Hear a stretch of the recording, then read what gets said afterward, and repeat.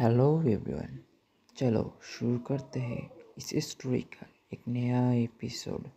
और तुम सब तुम्हारे कानों में ईयरफोन ज़रूर से लगा लेना, क्योंकि स्टोरी को अच्छी तरह समझने के लिए ईयरफोन ज़रूरी है।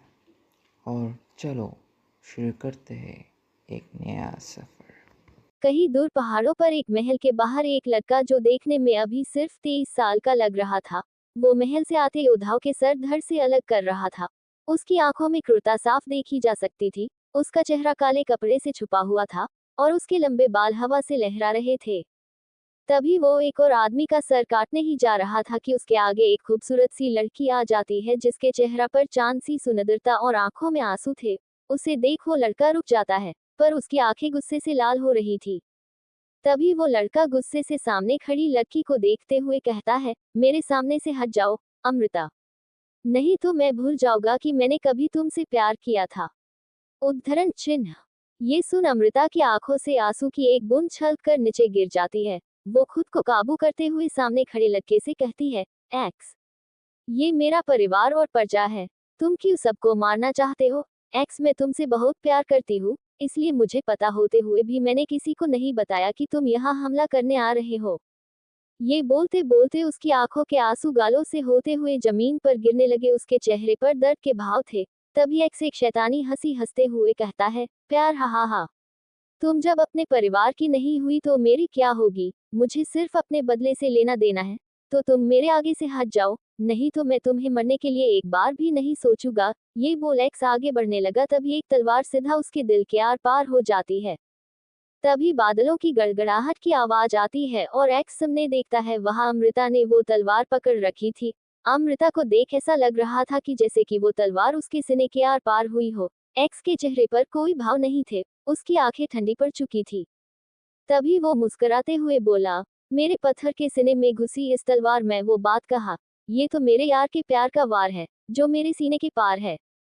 ये सुन के अमृता के हाथ से वो तलवार छूट जाती है जो कि अभी भी एक्स के सीने के आर पार थी। अमृता जमीन पर बैठ जाती है। वो पूरी तरह से टूट चुकी थी। आसमान में छाए काले बादलों में बिजली कड़क रही थी। वही एक्स खड़ा था। उसके चेहरे पर कोई भाव नहीं थे, वो शांत खड़ा था। उसके सामने अमृता बैठी रो रही थी। वो एक ही जगह पर बैठी रोए जा रही थी। उसकी आंखों में दर्द देखा जा सकता था। और वहां अमृता के पीछे कुछ योद्धा मौजूद थे, जो अमृता के राज्य के वरिष्ठ योद्धा थे। उनके चेहरे पर गंभीरता भारे भाव थे। तभी एक्स अपना हाथ अपने सीने में घुसी तलवार के हथे पर रखता है और उसे पकड़ बाहर खींचता है, जिसे देख अमृता अपनी आंखें बंद कर लेती है। एक्स तलवार को पूरी शक्ति के साथ सीने से बाहर खींच रहा था। एक्स को बहुत दर्द हो रहा था। उसकी गुस्से से भरी डरावनी चीखें आसमान में गूंज रही थी। बहुत कोशिशों के बाद भी वो तलवार वही की वही थी। अभी एक्स कोशिश कर ही रहा था कि आसमान में सुनहरा प्रकाश फैला जाता है। तभी सभी ऊपर देखने लगते हैं और वहां आकाशवाणी होती है, तुम्हारा इस तलवार को निकालने का प्रयास बेकार है, क्योंकि तुमने खुद के बदले के लिए लाखों मासूमों की हत्या की है। तुम्हें बहुत घमंड है अपनी शक्ति का, सभी को मार अकेले जीना चाहते हो। तो अब यही होगा, तुम अपने हर करीबी को अपनी आंखों के सामने मरते देखोगे, पर तुम्हें कभी कुछ नहीं होगा, क्योंकि तुम्हें कर्ज ऑफ इमॉर्टलिटी, अमरता का अभिशाप मिला है। ये तलवार तुम्हारे सीने में ही रहेगी, पर तुमने बहुत से अच्छे काम किए हैं, इसलिए ये शाप टूटेगा, पर तभी टूटेगा जब तुम्हें किसी से सच्चा प्यार होगा, और वही लड़की इस तलवार को देख और निकाल सकेगी। और इस लड़की अमृता ने तुम्हारे प्यार के लिए इतने लोगों को मरने दिया, इसलिए ये लड़की तुम्हें भूल जाएगी। ये बोलते ही सुनहरा प्रकाश गायब हो जाता है। 100 सालों बाद यहाँ इस दुनिया में बहुत से महाद्वीप है। यहाँ किसी के पास कोई भी जादुई शक्ति तो नहीं, पर आत्मा शक्ति ही यहाँ की असली शक्ति है। ये आत्मा शक्ति का महाद्वीप है। यहाँ लोग अपनी आत्मा शक्ति को हर समय अच्छे से अच्छा करने की कोशिश कर रहे हैं। इस अभ्यास से आत्मा शक्ति के हाईएस्ट लेवल पर पहुंचा जा सकता है। एक बार ये पूरा हो जाए, फिर सब कुछ आत्मा शक्ति पर निर्भर करता है। आत्मा शक्ति। आत्मा शक्ति के 10 मंडल होते हैं और हर एक मंडल में 9 लेवल होते हैं, पर कुछ महान प्रतिभाओं ने 10वें लेवल को भी हासिल किया है। इन लेवलों को कुछ इस प्रकार बांटा गया है। 1 से 3 के योद्धा को कम स्तरीय योद्धा, लेवल 4 से 6 को मध्यम स्तरीय और लेवल 7 से 9 को उच्च स्तरीय योद्धा कहा जाता है। योद्धा, महायोद्धा, परमवीर चक्र, काल चक्र, सवन मंडल, पृथ्वी मंडल, शवर मंडल, ब्रह्मांड मंडल, देव मंडल और भगवान। ये सभी आत्मशक्ति के 10 मंडल है। यहाँ सबसे शक्तिशाली लोग नियम बनाते हैं और कमजोर पालन करते हैं। घने बादलों में ऊंचे ऊंचे पहाड़ों के बीच बसी सिटी ऑफ अनंतगिरी, ये एक मजबूत और समृद्ध सिटी है। यहाँ के सबसे बड़े 3 परिवारों में से एक मौर्य परिवार है। एक ऊंचे पहाड़ पे एक इमारत के पास मैदान में कुछ लोग इकट्ठा हुए थे। वहां बहुत चहल पहल थी, कुछ लोग आपस में बात कर रहे थे। तभी वहां एक आदमी वहां आता है। उसे देख सभी चुप हो जाते हैं। तभी वो आदमी कड़क आवाज में बोला, अगला है अवीर। वहां भीड़ में एक लड़का खड़े खड़े सो रहा था। तभी फिर से उसी आदमी की जोरदार आवाज आती है, अगला है अवीर। सभी लोग एक दूसरे से बातें करने लगे कि ये अवीर कहाँ है, मुझे तो लगता है कि वो यहाँ आया ही नहीं। तभी भीड़ को चिढ़ता हुआ एक 18 साल का हैंडसम लड़का, जिसके बाल छोटे थे और उसने एक लंबा काला कोट और काली पैंट पहन रखी थी, वो उस आदमी की तरफ बढ़ता जा रहा था। उसके चेहरे पर गंभीरता भरे भाव थे। वो हल्का सा सिर नीचे कर सबके बीच से निकल के एक पत्थर की प्रतिमा के पास जाने लगता है, जो कि यहाँ की महारानी की प्रतिमा थी। ये लड़का और कोई नहीं, मौर्य परिवार का तीसरा बेटा अवीर मौर्य है। अवीर उदासी से उस प्रतिमा को देख रहा था। तभी एक लड़का पीछे से हंसते हुए तंज भरे लहजे में बोला, हाँ आगे बढ़ो और दिखाओ अपना बेहुदा कल्टीवेशन लेवल। जीनियस। ये सुन सभी हंसने लगे। ये मौर्य परिवार के मुख्य लोगों में से एक का बेटा नावेद है। उसने नीले रंग की राजसी कपड़े पहने थे। उसके बाल लंबे थे, जिसकी 2 लटें उसके कानों के आगे थी। दूसरी तरफ अवीर सभी को नजरअंदाज करते हुए उस प्रतिमा के और पास जाता है। उसके चेहरे पर कोई भाव नहीं था। उसके कानों में लोगों के हंसने की आवाजें आ रही थी। वो 100 फुट की पत्थर की प्रतिमा थी, जिसके पास एक शिला पर बहुत से प्राचीन शब्द बने थे और उसके बीच में एक हथेली के आकार का छेद था, जिसमें से बैंगनी रंग की रोशनी निकल रही थी। बादलों की गड़गड़ाहट के बीच अवीर एक नजर प्रतिमा को देख रहा था कि तभी उसे के कानों में आवाज आती है, परीक्षा शुरू करो अवीर। ये उसी आदमी की आवाज थी जिसने शुरू में अवीर को बुलाया था। दूसरी ओर अवीर उस आदमी की आवाज सुन अपनी आंखें बंद करता है और अपना हाथ उस शिला के बीच बने हथेली के आकार के छेद की ओर बढ़ता है। वही दूसरी ओर एक पहाड़ से गिरते झरने के पास मौर्य परिवार के महल में किसी की शैतानी हंसी गूंज रही थी। ये हंसी अनंतगिरी के बड़े परिवारों में से एक के मुखिया राम कृपाल की थी। उसके पीछे उसके 2 गार्ड खड़े थे। वही पास में एक कुर्सी पर एक बड़ी सफेद दाढ़ी वाला बूढ़ा व्यक्ति बैठा था, जो कुटिलता भरी मुस्कान के साथ अपनी दाढ़ी में हाथ चला रहा था। ये तीसरा मुखिया मनोहर था, जो राम कृपाली के साथ मौर्य परिवार के मुखिया के पास आए थे। वही सामने मौर्य परिवार के मुखिया पृथ्वीराज मौर्य बैठे थे। वो काफी गुस्से में थे क्योंकि दोनों मुखियों ने पैसे देकर अनंतगिरी के मुख्य बाजार को खरीद लिया था, जिससे मौर्य परिवार को बहुत नुकसान हो रहा था। तभी पृथ्वीराज गुस्से भारी आवाज में राम कृपाली से कहते हैं, राम कृपाली तुम अपनी हद से ज्यादा बोल रहे हो। ये सुन राम कृपाली के चेहरे पर शैतानी मुस्कान थी। वो दूसरे मुखिया मनोहर के पास बैठते हुए कहता है, मैं अपने पैसे के दम पर बोल रहा हूँ। हम मौर्य परिवार के बाजार को पूरी तरह से ठप कर देंगे। ये सुन पृथ्वीराज गुस्से से चिल्लाते हुए बोले, ऐसा कभी नहीं होगा। तभी राम कृपाली गुस्से से अपनी बगल के टेबल पर हाथ मारता है, जिससे उस टेबल पर दरारें आ जाती है। राम कृपाली धमकी भरे लहजे में बोला, जो ज्यादा बोली लगाता है बाजार उसका होता है, और मैंने तुमसे 3 गुना ज्यादा कीमत में अनंतगिरी के बाजार को खरीदा है। तुम सब हमारे साथ मुकाबला करने के लायक नहीं हो। पूरे मौर्य परिवार को अनंतगिरी सिटी छोड़नी ही होगी।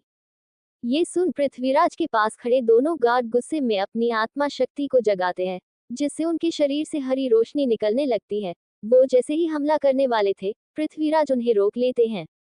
तभी पृथ्वीराज राम कृपाली को घूर कर देखते हुए अपने कपड़े की जेब से एक कागज निकाल राम कृपाली से बोले, ये मेरे बेटे अवीर की शादी का न्योता है।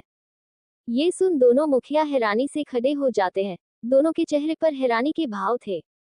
तभी मनोहर पृथ्वीराज को देखते हुए कहता है, अवीर, ये वही है जो आत्मशक्ति का अभ्यास कर रहा था 4 साल पहले और 10 साल की उम्र में आत्मशक्ति के लेवल 9 को हासिल करने में कामयाब रहा था और 11 साल की उम्र में लेवल 10 को भी हासिल कर लिया था। अवीर, दी जीनियस। अवीर 10 और 11 साल की उम्र में बहुत प्रतिभाशाली था। 11 साल की उम्र में आत्मशक्ति के लेवल 10 को हासिल करना बहुत बड़ी बात थी। तभी पृथ्वीराज वो कागज दोनों मुखियों की ओर फेंक देते हैं। तभी राम कृपाली उस कागज को पकड़ लेते हैं। राम कृपाली के चेहरे घमंड भरी मुस्कान थी। राम कृपाली उस कागज में देखता है जिसमें चमकती रोशनी के साथ सुनहरे अक्षर उभर रहे थे, शादी का प्रस्ताव पत्र। नायरा सिंह जल्द अवीर मौर्य के परिवार से जुड़ रही है। तभी राम कृपाली कुछ देख हके बके रह जाते हैं। वहां उस कागज पर 2 मोहरें लगी दिखाई देने लगी थी, जिसे देख चिंता भरे लहजे में दूसरा मुखिया से बोला, ये तो दोनों परिवार की मोहर है। परिवार की मोहर को यहाँ हस्ताक्षर के रूप में कोई वादा या सौदा करने के लिए इस्तेमाल किया जाता है, जिसे कोई नहीं तोड़ सकता। अगर कोई तोड़ता है तो उसे भारी हर्जाना देना पड़ता है। तभी पृथ्वीराज मनोहर से कहते हैं, हाँ, ये हम दोनों परिवारों की मोहरें हैं। ये सुन मनोहर राम कृपाली को देखते हुए कहता है, ये शादी की योजना कब बनाई गई और हमें ये सब कैसे नहीं पता चला। राम कृपाली के चेहरे के होश अभी तक उड़े हुए थे। उसे समझ नहीं आया कि ये सब कब और कैसे हुआ। वही पृथ्वीराज के चेहरे पर घमंड भरी मुस्कान थी। वो मुस्कुराते हुए दोनों मुखियों से कहते हैं, ये तो बस अभी शुरुआत है, आगे आगे देखो क्या होता है। और ये सब सभी को बताना जरूरी तो नहीं था। अब तुम सब अपनी जगह पर बैठ जाओ और मदिरा का लुत्फ उठाओ। इस प्रस्ताव पत्र को बाद में आराम से पढ़ लेना। दोनों मुखियों के चेहरे पर निराशा और गुस्से के मिले जुले भाव थे, पर वो शांति से बैठ जाते हैं क्योंकि वो नायर सिंह के सिंह परिवार से पंगा नहीं ले सकते हैं। सिंह परिवार ताकतवर योद्धाओं से भरा हुआ है। ये परिवार अनंतगिरी सिटी के बाहर से है। दोनों मुखियों को डर था कि अगर उन्होंने मौर्य परिवार के साथ पंगा लिया तो सिंह परिवार मदद के लिए जरूर आएगा, क्योंकि नायर सिंह परिवार के सभी बच्चों में से सबसे ज्यादा प्रतिभाशाली और पसंदीदा बेटी है। वहीं दूसरी तरफ अवीर ने अपना हाथ उस महारानी की प्रतिमा के पास की शिला पर बने हथेली के आकार के छेद पर रखा। वहीं दूसरी तरफ अवीर ने अपना हाथ उस महारानी की प्रतिमा के पास की शिला पर बने हथेली के आकार के छेद पर रखा। तभी बादलों में गड़गड़ाहट होने लगी और वो शिला कांपने लगी। वो बैंगनी रंग की रोशनी जो उस छेद से निकल रही थी वो बढ़ने लगी और देखते ही देखते उस शिला की दरारों में से भी बैंगनी रोशनी निकलने लगी। तभी अवीर आंखें खोलकर सामने देखता है। उस शिला पर बैंगनी रंग के कुछ शब्द उभर जाते हैं, जिसे देखो अवीर अपना हाथ पीछे खींच लेता है। अवीर के चेहरे पर हैरानी के भाव थे। वो बहुत दुखी लग रहा था। तभी वो परीक्षा लेने वाला आदमी गंभीरता भरे लहजे में कहता है, अवीर मौर्य, तुम्हारी आत्मशक्ति लेवल 3 है। बहुत कमजोर आत्मशक्ति। ये सुन सभी जोर जोर से हंसने लगते हैं। वही खड़ा निवेद अवीर को देख सीटी बजाता है। वही खड़े लोग अवीर का मजाक उड़ाते हुए एक दूसरे से बोल रहे थे। उनमें से एक हंसते हुए बोला, क्या लेवल 3? सच में क्या यही है जीनियस? ये बोल वो हंसने लगा। तभी दूसरी लड़का हंसी रोकते हुए बोला, 1 मिनट सांस तो लेने दे यार, ये जीनियस नहीं, मौर्य परिवार के नाम पर धब्बा है। तभी निवेद अवीर को देख तंज भरे लहजे में सभी से कहता है, अगर ये मौर्य परिवार के मुखिया का बेटा ना होता तो इस कूड़े को कब का मौर्य परिवार से बाहर निकाल दिया गया होता। ये सुन सभी अवीर के ऊपर जोर जोर से हंसने लगते हैं। अवीर किसी पर ध्यान नहीं देता। वो अपनी आत्मशक्ति के घटने से परेशान था। वो निराशा में वहां से वापस आने लगता है। तभी वो परीक्षा लेने वाला आदमी कड़क आवाज में बोला, अगली है नायरा सिंह। तभी वही भीड़ को चिरती एक खूबसूरत लड़की आती है। दूसरी ओर अवीर सीढ़ियों से नीचे आ रहा था और नायरा उसके बगल से जा रही थी। जैसे ही दोनों एक दूसरे के बराबर में आते हैं, दोनों रुककर एक दूसरे को एक नजर देखते हैं। दोनों के चेहरे पर गंभीरता थी। एक बार अवीर को देख नायरा आगे बढ़ जाती है। तभी अवीर कहता है, नायो, क्या तू भी मुझसे नफरत करती है? ये सुन नायरा एक पल रुकती है और बिना अवीर को देखे शिला की तरफ चली जाती है। अवीर भी वहां से आगे बढ़ जाता है। उसके चेहरे पर दर्द साफ देखा जा सकता था। अवीर जैसे ही वहां खड़े लोगों के बीच से निकलता है, लोग उसे देख तंज भरे लहजे में कहते हैं, ये देखो हमारा अवीर जीनियस आ गया, कोई कुर्सी लाओ हमारे जीनियस के लिए। तभी सभी जोर जोर से हंसने लगते हैं। तभी वही भीड़ को चिरती एक खूबसूरत सी मासूम सी प्यारी सी लड़की आती है। हाँ, ये लड़की खुद का परिचय ऐसे ही देती है। ये लड़की मौर्य परिवार की गोद ली हुई बेटी आन्या है, जो सच में बहुत मासूम और प्यारी दिखती थी। उसके लंबे काले घने बाल थे, जो खुले रहते थे। उसके बालों की एक लट उसके चेहरे पर आती रहती थी। बालों में तितलियों और फूलों जैसे दिखने वाली चिमटियां लगी थी। जो अभी तक अवीर का मजाक उड़ाते हुए हंस रहे थे, वो आन्या को देख चुप हो जाते हैं। तभी आन्या, अवीर जो कि बहुत दुखी था, उसके सामने आ जाती है और एक प्यारी सी मुस्कान के साथ अवीर का हाथ पकड़ते हुए अवीर से कहती है, आप उदास क्यों होते हो? आप हंसते हुए ही अच्छे लगते हो। जो अभी तक अवीर का मजाक उड़ाते हुए हंस रहे थे, वो आन्या को देख चुप हो जाते हैं। तभी आन्या, अविर जो कि बहुत दुखी था, उसके सामने आ जाती है और एक प्यारी सी मुस्कान के साथ अविर का हाथ पकड़ते हुए अविर से कहती है, आप उदास क्यों होते हो, आप हंसते हुए ही अच्छे लगते हो। तभी बादलों की गड़गड़ाहट के साथ परीक्षा लेने वाले आदमी की रोबदार आवाज आई, नायरा। लेवल 7, उच्च कोटि की आत्मशक्ति। ये सुन अविर के चेहरे पर निराशा छा जाती है। अविर के चेहरे पर निराशा के भाव देख आन्या कहती है, आप हिम्मत मत हारो, आप अगर अब भी अभ्यास करते रहोगे तो बहुत जल्द आप इन सबसे आगे निकल जाओगे। तभी वो परीक्षा लेने वाला आदमी फिर से बोला, अगली है आन्या वर्मा। ये सुन आन्या अविर को देख कहती है, अब मेरी बारी है, आप मेरा इंतजार करना। ये सुन अविर गहरी सांस लेता है और गंभीरता से आंखें बंद कर सिर नीचे कर लेता है। तभी आन्या वहां से पत्थर की प्रतिमा के पास की शिला के पास जाती है और शिला पर बने हथेली के आकार के छेद पर हाथ रख देती है। अविर वहां आंखें बंद करे खड़ा था, तभी उसे जोरदार बादलों की गड़गड़ाहट के साथ बिजली के कड़कने की आवाजें आती है, जिसे सुन अविर आंखें खोलता है पर पीछे नहीं देखता। उसे सारे आसमान में सुनहरा प्रकाश फैला दिखाई देता है।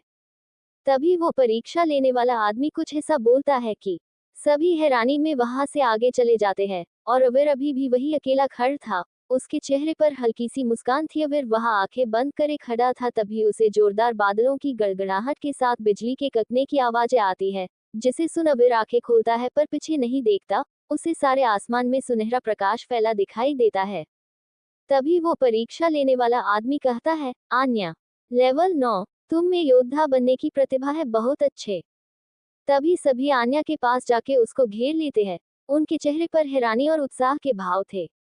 अविर अभी भी वही अकेला खड़ा था, उसके चेहरे पर हल्की सी मुस्कान थी। वो मुस्कुराते हुए घिरे से खुद से बोला, मैं तुम्हारे लिए बहुत खुश हूँ आन्या। ये बोल अविर वहां से आगे बढ़ जाता है। तभी अविर को अपना हाथ में किसी और के हाथ की पकड़ महसूस होती है और जैसे ही सर पीछे करता है तो उसे आन्या का मासूम सा चेहरा नजर आता है, जिसे देख उसके चेहरे पर मुस्कान आ जाती है। तभी आन्या एक प्यारी मुस्कान के साथ अविर से कहती है, आप मुझे छोड़कर कहाँ जा रहे हो, मुझ प्यारी लड़की को कोई अगवा कर लेता तो। ये सुन अविर हल्की सी चप्पत लगाते हुए आन्या से बोला, नोट की कम किया कर, नहीं तो किसी नोट की समूह में भेज दूंगा। और क्या बोला, अगवा? और तुझे तेरा ये कारनामा देख तुझे कोई अगवा करने की तो छोड़, छूने की सोच भी नहीं सकता। तभी आन्या अविर को देख कहती है, जो सीखा है आपसे ही सीखा है। दूसरी ओर सभी आन्या और अविर को देख रहे थे। वही नावेद दोनों को एक दूसरे का हाथ पकड़ा देख गुस्से से लाल पीला हो रहा था, क्योंकि नावेद आन्या को पसंद करता था, पर आन्या जब देख अविर अविर करती रहती थी, जिससे उसे अविर के नाम तक से नफरत थी। वही दूसरी तरफ नायरा भी उन दोनों को देख रही थी, पर उसे कोई फर्क नहीं पड़ रहा था। बस उसे आन्या के उससे अच्छा प्रदर्शन करने की वजह से चिढ़ी हुई थी। उसे अविर से कोई लेना देना नहीं था। बस उसके परिवार के कहने से वो 3 साल पहले शादी के अनुबंध के लिए मानी थी। उस समय अविर बहुत लोकप्रिय था। उसकी छोटी उम्र में लेवल 10 को हासिल करने की वजह से जो बड़े बड़े नहीं कर सके थे, इसलिए उस समय नायरा को वो पसंद था, पर अब वो किसी मामूली लड़के से कुछ ज्यादा नहीं था।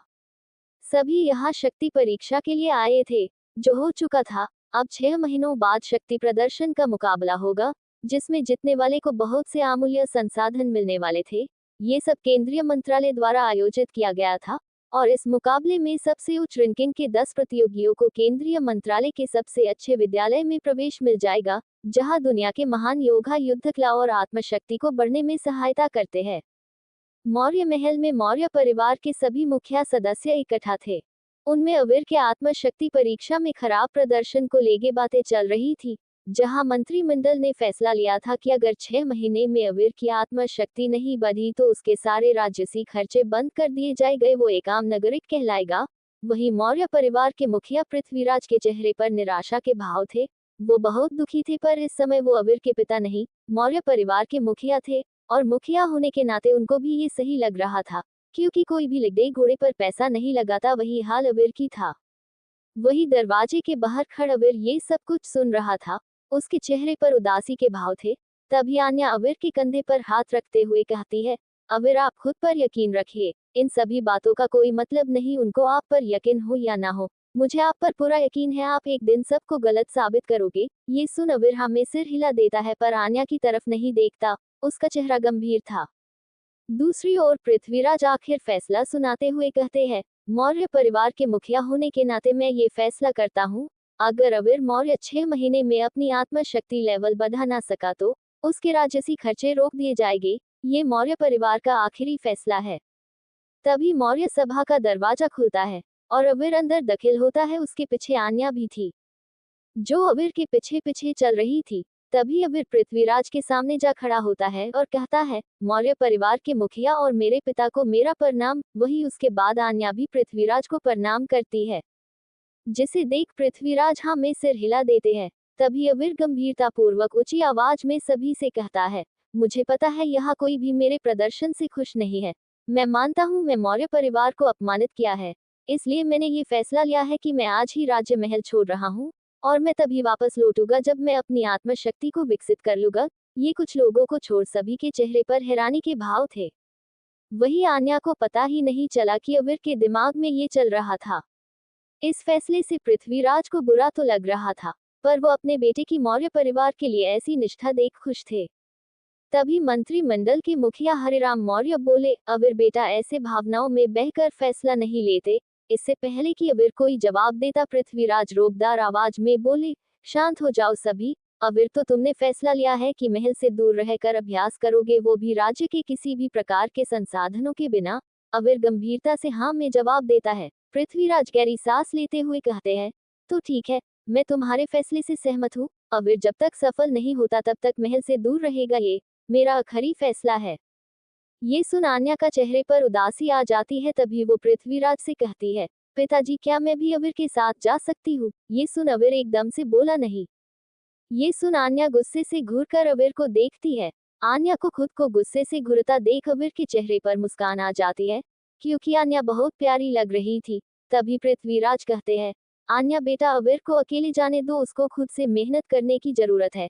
ये सुनने के बाद भी आन्या अवीर के साथ जाना चाहती थी, पर वो पृथ्वीराज की बात को काट उनका अपमान नहीं करना चाहती थी, इसलिए वो हाँ में सिर हिला देती है।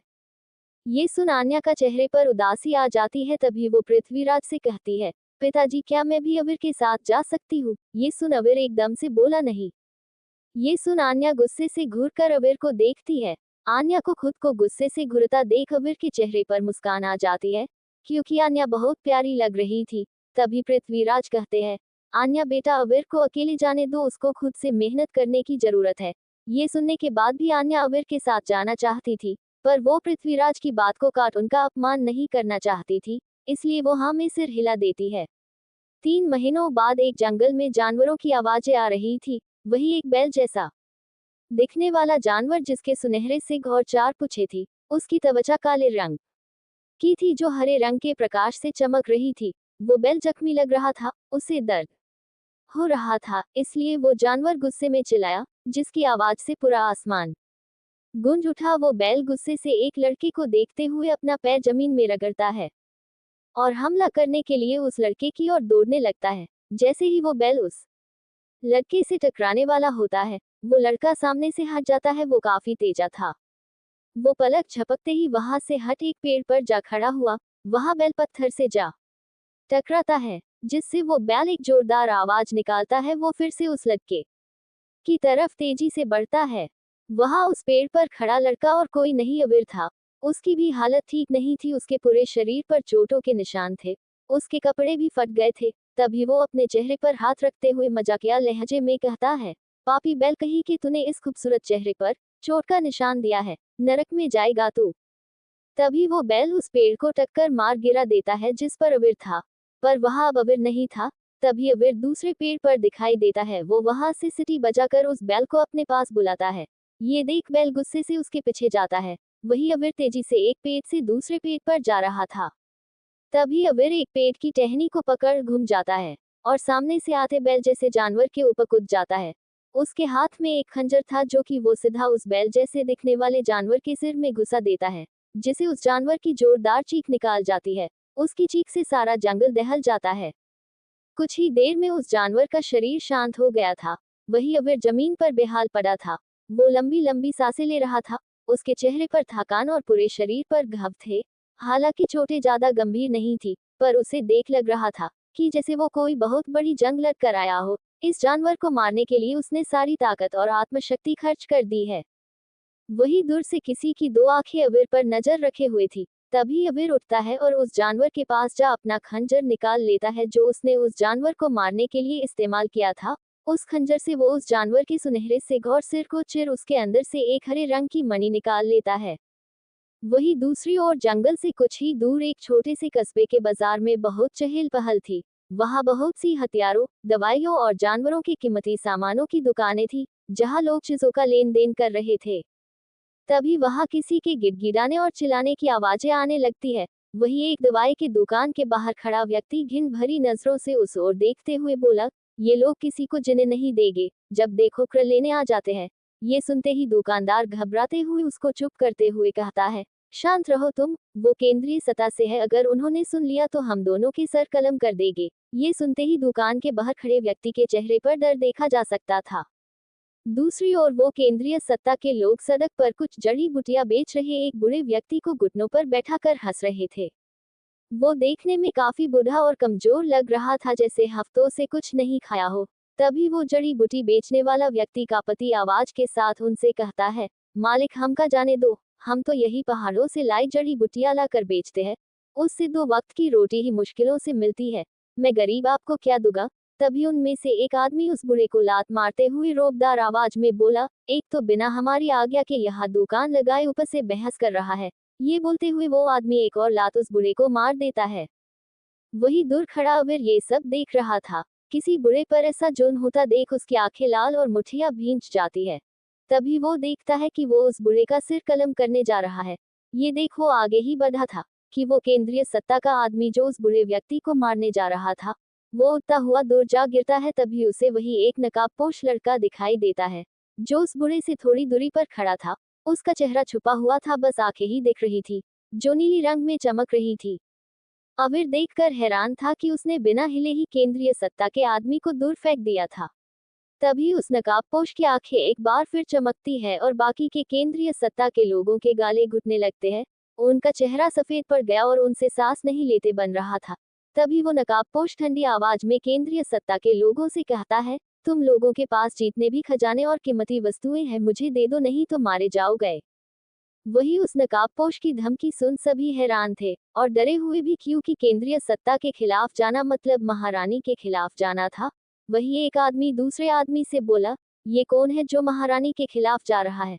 तभी दूसरा आदमी कहता है, ये नकाबपोश को कोई नहीं जानता है, कहाँ से आता है कहाँ जाता है कुछ नहीं पता, बस ये पता है ये बुरे के साथ बहुत बुरा करता है और अच्छे के साथ अच्छा करता है।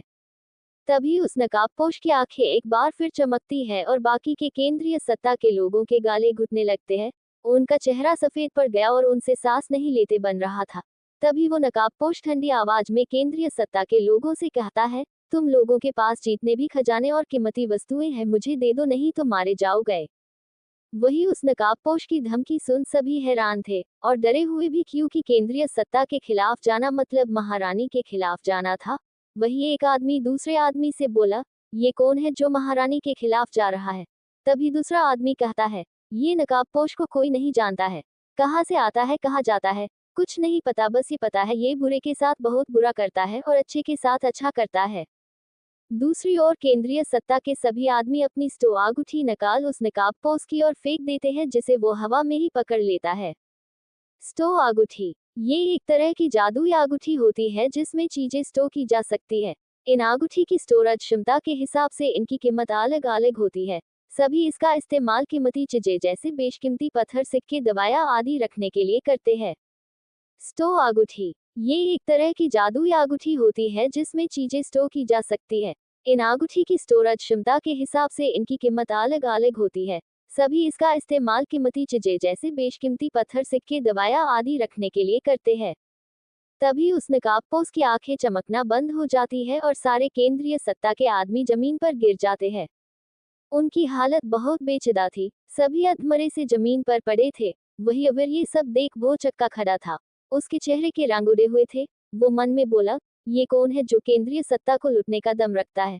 तभी उस नकाबपोश के अंतर मन में जहां अंधेरा था वहां एक लाल बंदूक चमकता है, जिससे वो नकाबपोश गंभीर होते हुए अबीर की तरफ देखता है। अबीर के हाथ में एक गोल सा दिखने वाला आधा काला और आधा सफेद निशान था, जो कि बुरी और अच्छी आत्मशक्ति का प्रतीक था। वो निशान अभी लाल रंग में चमक रहा था। तभी उस नकाबपोश की नीली आंखें एक बार फिर चमकती है और वही अबीर अपने घुटनों पर आ जाता है। वो बहुत ताकत लगाकर आधा खड़ा ही हुआ था कि उस नकाबपोश की आंखें और चमकने लगती है और अबीर फिर घुटनों पर बैठ जाता है। तभी अबीर की आंखें लाल रंग में चमकने लगती है और वो पूरी ताकत लगाकर अपने पैरों पर खड़ा हो जाता है। उसका चेहरा पिला पड़ गया था। लोग उसे तरस की नजरों से देख रहे थे, पर वही वो नकाबपोश अबीर की हिम्मत और ताकत देख प्रभावित था। वो मन में बोला, ये लड़का अपनी शक्ति नहीं जानता और ये भी नहीं जानता कि इसकी शक्तियों को दबाया जा रहा है। आत्मशक्ति के बिना भी ये काफी अच्छा कर रहा है, पर जंगल में मैंने इसका वो निशान कैसे नहीं देखा। तभी अबीर को खुद पर लग रही ताकत कम होती लगती है तो वो सीधा खड़ा होकर जोर जोर से सांसें लेने लगता है। तभी वो नकाबपोश गंभीरता पूर्वक बोला, तुम्हारी शारीरिक ताकत बहुत अच्छी है पर आत्मशक्ति कुछ खास नहीं है। पर तुम्हारे हर सवाल का जवाब तुम्हें काली घाटी में मिलेगा। तभी अबीर कुछ बोलने को हुए पर पलक झपकते ही वो नकाबपोश गायब हो गया। अबीर जानना चाहता था कि वो कौन है और उसे कैसे इतना सब पता है उसके बारे में, पर सारे सवाल धरे के धरे रह जाते हैं। तभी अबीर उस बूढ़े को देख उसके पास जाता है और उसे हाथ दे उठते हुए बोला, आप ठीक है? ये सुन बूढ़ा कहता है, अभी तक तो है पर ये सब होने के बाद महारानी हमको जिंदा नहीं छोड़ेगी। यही बोल वो बूढ़ा अपना सामान ले वहां से चला जाता है। अबीर वहां खड़ा उदासी से उस बूढ़े आदमी को देख रहा था। तभी एक आदमी अबीर के पास आता है और कहता है, बच्चे तुम उसकी फिक्र मत करो, तुम ये बताओ कि तुम कौन हो, तुम्हें पहले यहाँ नहीं देखा। तभी अबीर जवाब देता है, मैं अबीर मौर्य हूँ, अनंतगिरी सिटी से आया हूँ, मैं यहाँ एक जानवर के कुछ कीमती हिस्से बेचने आया हूँ। तभी वो आदमी बोला, फिर तो तुम बिल्कुल सही इंसान से मिले हो, मेरी दुकान सामने ही है, चलो मैं तुम्हें पूरे बाजार से आधे कीमत दूंगा। ये सुन अबीर हाँ में सिर हिला देता है और उस आदमी के साथ चला जाता है। दुकान में पहुंच वो आदमी अबीर को जानवर के कीमती हिस्से दिखाने को बोलता है। तभी अबीर अपने बैग से वो बैल जैसा दिखने वाले जानवर के सुनहरे सिंग और उसके सर से निकाली हुई मणि उस आदमी के आगे रख देता है। तभी वो आदमी उन चीजों की जांच करता है और अबीर से बोलता है, देखिए अबीर भाई, ये सारी चीजें एक मामूली जानवर का था जिसका कोई लेवल नहीं था, तो इसके कुछ ज्यादा नहीं दे सकता मैं, पर इसके मैं 500 सिक्के दे सकता हूँ। ये बोलते हुए उस आदमी का चेहरे पर मुस्कान था। तभी अबीर हल्की मुस्कान के साथ उस आदमी से कहता है, ठीक है, मुझे मंजूर है। अबीर को उस आदमी का ये सौदा मंजूर था, क्योंकि उसे पहले ही पता था इसके ज्यादा सिक्के नहीं मिलने वाले। 500 सिक्के भी उसकी सोच से ज्यादा थे। तभी वो आदमी एक सिक्कों से भरी थैली अबीर को दे देते हुए कहता है, देखो अबीर भाई, आगे कुछ भी बेचना या खरीदना हो तो इस न चीज को याद करना। अरे मेरा नाम तो मैंने बताया नहीं, मेरा नाम अनुज है। ये सुन अबीर, ठीक है अनुज भाई बोल के वहां से चला जाता है। कुछ दिनों बाद अबीर एक छहाने के नीचे आंखें बंद कर बैठा था। वो आत्मशक्ति को बढ़ने की कोशिश कर रहा था। उसके हाथ पर बना निशान लाल रंग में चमक रहा था। वही दूर एक चट्टान पर खड़ा वही नकाबपोश अबीर को देख रहा था। वो अबीर को आत्मशक्ति बाता देख बोला, बच्चे ऐसे प्रयास करने का कोई फायदा नहीं। जब तक तुम्हारे हाथ के निशान पर लगे कस शराब को नहीं तोड़ा जाएगा, तब तक तुम आत्मशक्ति कितनी भी बढ़ा लो वो उस कस दोबारा अवशोषित कर ली जाएगी। अबीर एक छहाने के नीचे आंखें बंद कर बैठा था। वो आत्मशक्ति को बढ़ने की कोशिश कर रहा था। उसके हाथ पर बना निशान लाल रंग में चमक रहा था। वही दूर एक चट्टान पर खड़ा वही नकाबपोश अबीर को देख रहा था। वो अबीर को आत्मशक्ति बाता देख बोला, बच्चे ऐसे प्रयास करने का कोई फायदा नहीं। जब तक तुम्हारे हाथ के निशान पर लगे कस शराब को नहीं तोड़ा जाएगा, तब तक तुम आत्मशक्ति कितनी भी बढ़ा लो वो उस कस दोबारा अवशोषित कर ली जाएगी। दूसरी ओर वही थोड़ी दूर एक लड़की तेजी से भाग रही थी। उसके पीछे 4 भेड़िए पड़े थे। तभी वो गिर जाती है और उसकी चीख निकाल जाती है। उधर अबीर वही बैठा अपनी आत्मशक्ति बढ़ा रहा था कि तभी उसे उस लड़की की चीख सुनाई देती है, जिसे सुन वो आंखें खोल खड़ा हो जाता है और पलक झपकते ही वहां से गायब हो जाता है। वही दूर से देख रहे नकाबपोश ने उसे देख बोला, इसने खुद पर इतना दबाव डाला है कि ये बिना आत्मशक्ति के भी 6 लेवल के आत्मशक्ति वाले योद्धा के साथ मुकाबला करने में सक्षम है। वही दूसरी ओर जमीन पर एक खूबसूरत लड़की गिरी हुई थी, जिसने एक सफेद रंग की घुटनों से थोड़ी ऊपर तक आती पोशाक पहन रखी थी। उसके पीठ तक आते काले बाल थे और इस समय वो डरी हुई थी, क्योंकि उसको 4 भेड़ियों ने घेरा हुआ था, जो गुर्राते हुए उसकी तरफ बढ़ रहे थे। तभी एक भेड़िया लार टपकाते हुए उस लड़की के करीब जाता है कि तभी एक पेड़ से दूसरे पर होते हुए अबीर सीधा उसके ऊपर कूद जाता है, जिससे वो भेड़िए जमीन में घुस जाता है और फिर अबीर उसके ऊपर से कूद उस लड़की के आगे खड़ा हो उन भेड़ियों को घूरने लगता है। वही दूसरी ओर जमीन पर एक खूबसूरत लड़की गिरी हुई थी जिसने एक सफेद रंग की घुटनों से थोड़ी ऊपर तक आती पोशाक पहन रखी थी। उसके पीठ तक आते काले बाल थे और इस समय वो डरी हुई थी क्योंकि उसको 4 भेड़ियों ने घेरा हुआ था जो गुर्राते हुए उसकी तरफ बढ़ रहे थे। तभी एक भेड़िया लार टपकाते हुए उस लड़की के करीब जाता है कि तभी एक पेड़ से दूसरे पर होते हुए अवीर सीधा उसके ऊपर कूद जाता है जिससे वो भेड़िए जमीन में घुस जाता है और फिर अवीर उसके ऊपर से कूद उस लड़की के आगे खड़ा हो उन भेड़ियों को घूरने लगता है। तभी वो बचे तीनों भेड़िए अवीर के उस पर हमला कर देते हैं। अवीर उनको मुक्के और लातों से वहां से दूर फेंक रहा था पर वो बार बार उठकर वापस अवीर के ऊपर हमला करते रहने हैं। तभी अवीर की आंखें और वो निशान लाल रंग में चमकने लगती है। तभी अवीर गुस्से में एक मुक्का जमीन पर मारता है जिससे एक लाल रंग की तरंग चारों ओर फैल जाती है जिसकी वजह से वो भेड़िए दूर जा गिरते हैं और तभी वो भेड़िए उठकर भाग जाते हैं। वही दूर से देख रहे नकाबपोश ने अवीर के इस कारनामे को देख बोला ये तो कस को ही काबू में कर सकता है, इस बच्चे में कुछ तो खास है। तभी वो बचे तीनों भेड़िए अवीर के उस पर हमला कर देते हैं। अवीर उनको मुक्के और लातों से वहां से दूर फेंक रहा था पर वो बार बार उठकर वापस अवीर के ऊपर हमला करते रहने हैं। तभी अवीर की आंखें और वो निशान लाल रंग में चमकने लगती है। तभी अवीर गुस्से में एक मुक्का जमीन पर मारता है जिससे एक लाल रंग की तरंग चारों ओर फैल जाती है जिसकी वजह से वो भेड़िए दूर जा गिरते हैं और तभी वो भेड़िए उठकर भाग जाते हैं। वही दूर से देख रहे नकाबपोश ने अवीर के इस कारनामे को देख बोला ये तो कस को ही काबू में कर सकता है, इस बच्चे में कुछ तो खास है। तभी अवीर उस लड़की के पास जाता है जिसने अभी तक डर के मारे आंखें बंद कर रखी थी। अवीर जैसे ही उसको छूने को हुआ वो लड़की आंखें खोलती है। अवीर को अपने पास आता देख वो लड़की अपने कमर के पास बंधे थैले से एक पाउडर हाथ में लेती है और गंदी कही के बोलते हुए अवीर के चेहरे की तरफ फेंक देती है। तभी अवीर अपना हाथ अपने चेहरे के सामने लाता है और उसके हाथ में हरे रंग का प्रकाश दिखाई देता है और वो सारा पाउडर उसके हाथ में इकट्ठा हो जाता है। तभी अवीर ठेवड़िया चलते हुए उस लड़की से कहता है तुम्हें मेरे जैसा हैंडसम लड़का कहाँ से गंद लग रहा है।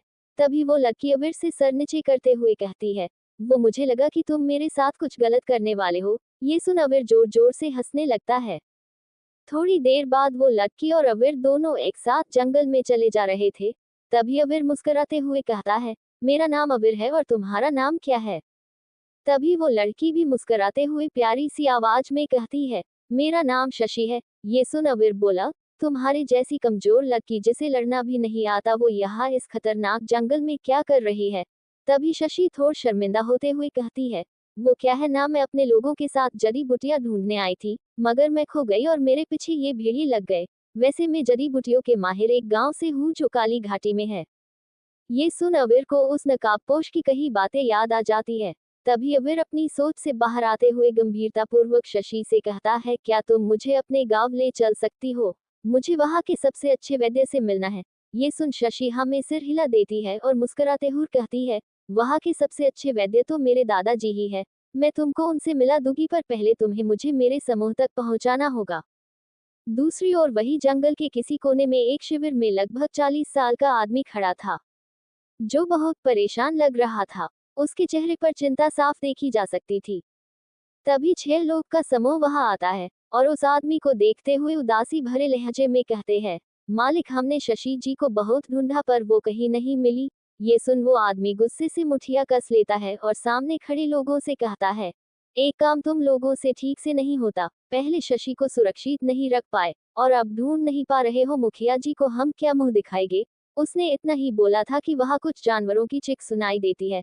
तभी उनमें से एक आदमी सबको डांट रहे आदमी के पीछे की ओर उंगली दिखाते हुए बोला वो वहां। तभी सब उसकी उंगली के इशारे की दिशा में देखते हैं। वहां एक लोमड़ी के शरीर वाला जीव जिसका सर भालू का था और शरीर पर नुकीले लोहे जैसे कांटे निकले हुए थे, जिसे देख सब सतर्क होते हुए अपनी तलवार हाथ में ले खड़े हो जाते हैं। तभी वो जीव तेजी से उन पर हमला कर देता है और देखते देख सभी घायल हो जाते हैं। उन सबका लीडर अभी भी सही सलामत था और वो जीव उसकी तरफ बढ़ता है। कुछ घंटे भटकने के बाद आखिरकार अवीर को शशि के समूह के शिविर का पता चल जाता है। तभी वो जीव तेजी से उन पर हमला कर देता है और देखते देख सभी घायल हो जाते हैं। उन सबका लीडर अभी भी सही सलामत था और वो जीव उसकी तरफ बढ़ता जा रहा था। तभी वो जीव तेजी से उस आदमी के ऊपर कूदता है पर उस तक पहुंचता उससे पहले किसी का मजबूत हाथ उस जीव को रोक देता है। ये अवीर था। तभी वो दूसरे हाथ से उस जीव को एक पंच मार दूर फेंक देता है। अवीर के हाथ में उस जीव का कांटा लग गया था। तभी वो उसे निकाल गुस्से से उस जीव की ओर भागता है, जो कि अभी खड़ा होकर अवीर को देख चिल्ला रहा था। वो जीव भी अवीर की ओर भागता है और दोनों एक दूसरे की ओर कूदते हैं। तभी अवीर की आंखें और वो निशान लाल रंग में चमकने लगता है और हाथ में हल्के लाल रंग की आग जल रही थी और अवीर ने उसी हाथ की मुट्ठी बना एक पंच उस जीव के सर पर मार दिया, जिसके लगने वो जीव तेजी से जंगल के पेड़ों को तोड़ता हुए दूर जा गिरता है। जहां वो जीव गिरा था वह काफी गहरा गड्ढा हो जाता है। दूसरी ओर शशि जल्दी से अवीर के पास जाती है और उसका पकड़ चिता करते हुए हाथ में चोट देखते हुए कहती है, तुम ठीक तो हो? तुम्हें तो उसके कांटे से जख्म हुआ है, उसके कांटे जहरीले होते हैं। उसने इतना ही बोला था कि तभी अवीर शशि के ऊपर गिर जाता है। अवीर का सर शशि के कंधे पर था, जिसकी वजह से अवीर के होंठ शशि के गले को छू रहे थे। अवीर के होंठों की छुअन से शशि सिहर उठी, उसके गाल लाल हो गए थे। तभी वो धीमी आवाज में प्यार से अवीर से कहती है, अवीर तुम ठीक हो?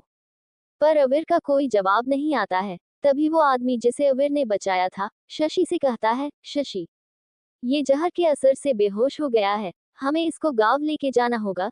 ये सुन शशि हमें सिर हिला देती है।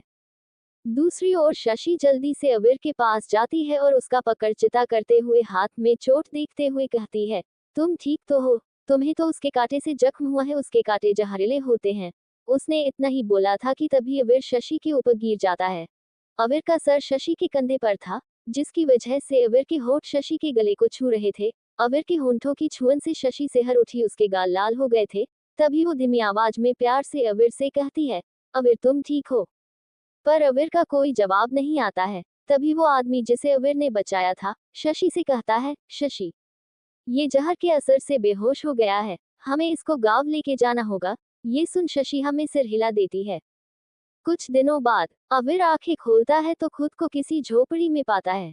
तभी वहां एक बूढ़ा आदमी आता है, जिसके चेहरे पर लंबी सफेद दाढ़ी और सर पर बड़ी सी पगड़ी थी। उसकी उम्र लगभग 90 साल के करीब लग रही थी। वो अवीर की ओर चला आ रहा था, उसके पीछे शशि भी चल रही थी। तभी उन्हें देख अवीर जल्दबाजी में खड़ हो जाता है। जिसे देखो बूढ़ा बोला, चिंता मत करो, मैं इस गांव का मुखिया वैद्य सजीवन हूँ।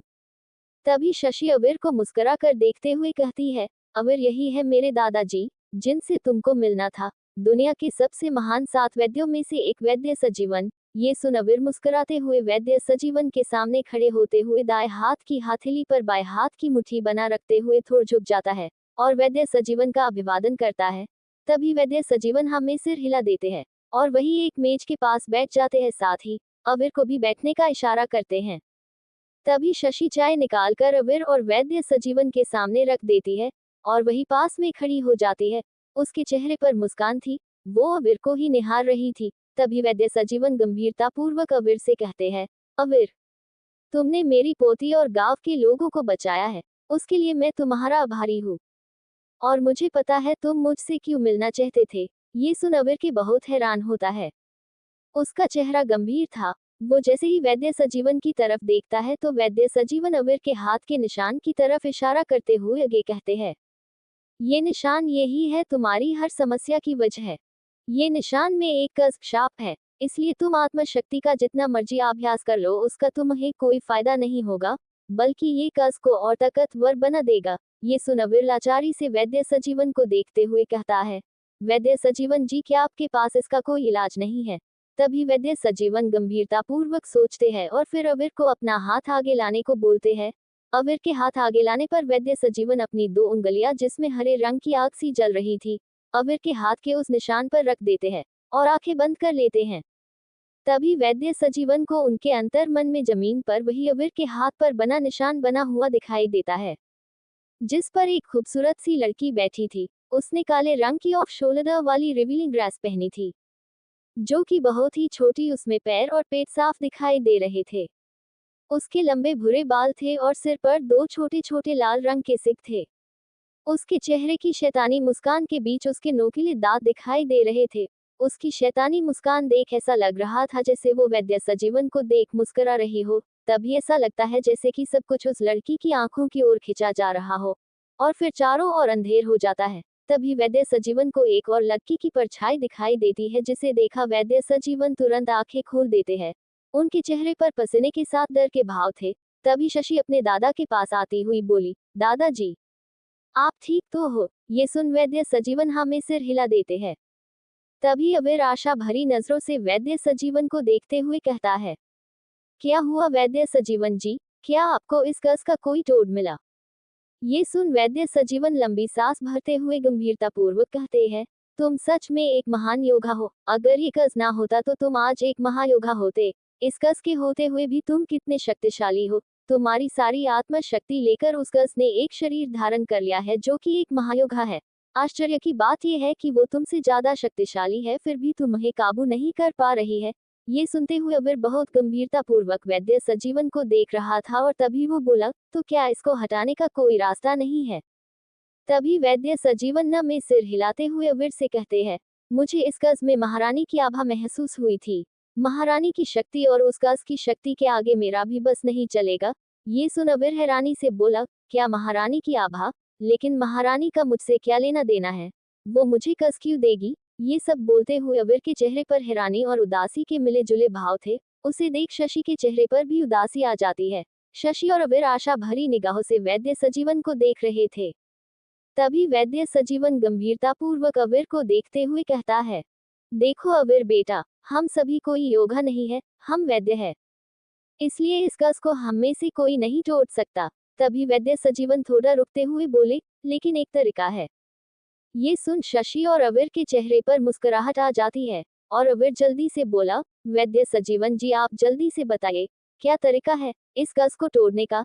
तभी वैद्य सजीवन अपनी लंबी दाढ़ी पर हाथ फेरने हुए कुछ सोचते हुए गंभीरतापूर्वक बोले, तुम्हें इस निशान के अंदर जाना होगा और उस मानव के शरीर ले चुके कस को हरा कर आपने वश में करना होगा। पर ये याद रखना कि वो तुमसे कई गुना ज्यादा ताकतवर है और तुम्हारा वास्तविक शरीर यही रहेगा, पर तुम्हारा भौतिक शरीर अंदर जाएगा। कुछ देर बाद अबीर एक अंधेरे कमरे में एक चक्कर जो कि जमीन पर बना था, उस पर बैठा था। वो चक्कर पीले रंग में चमक रहा था। अबीर की आंखें बंद थी। तभी उसके हाथ का निशान लाल रंग में चमकता है और उसके अंदर का दृश्य दिखाई देता है।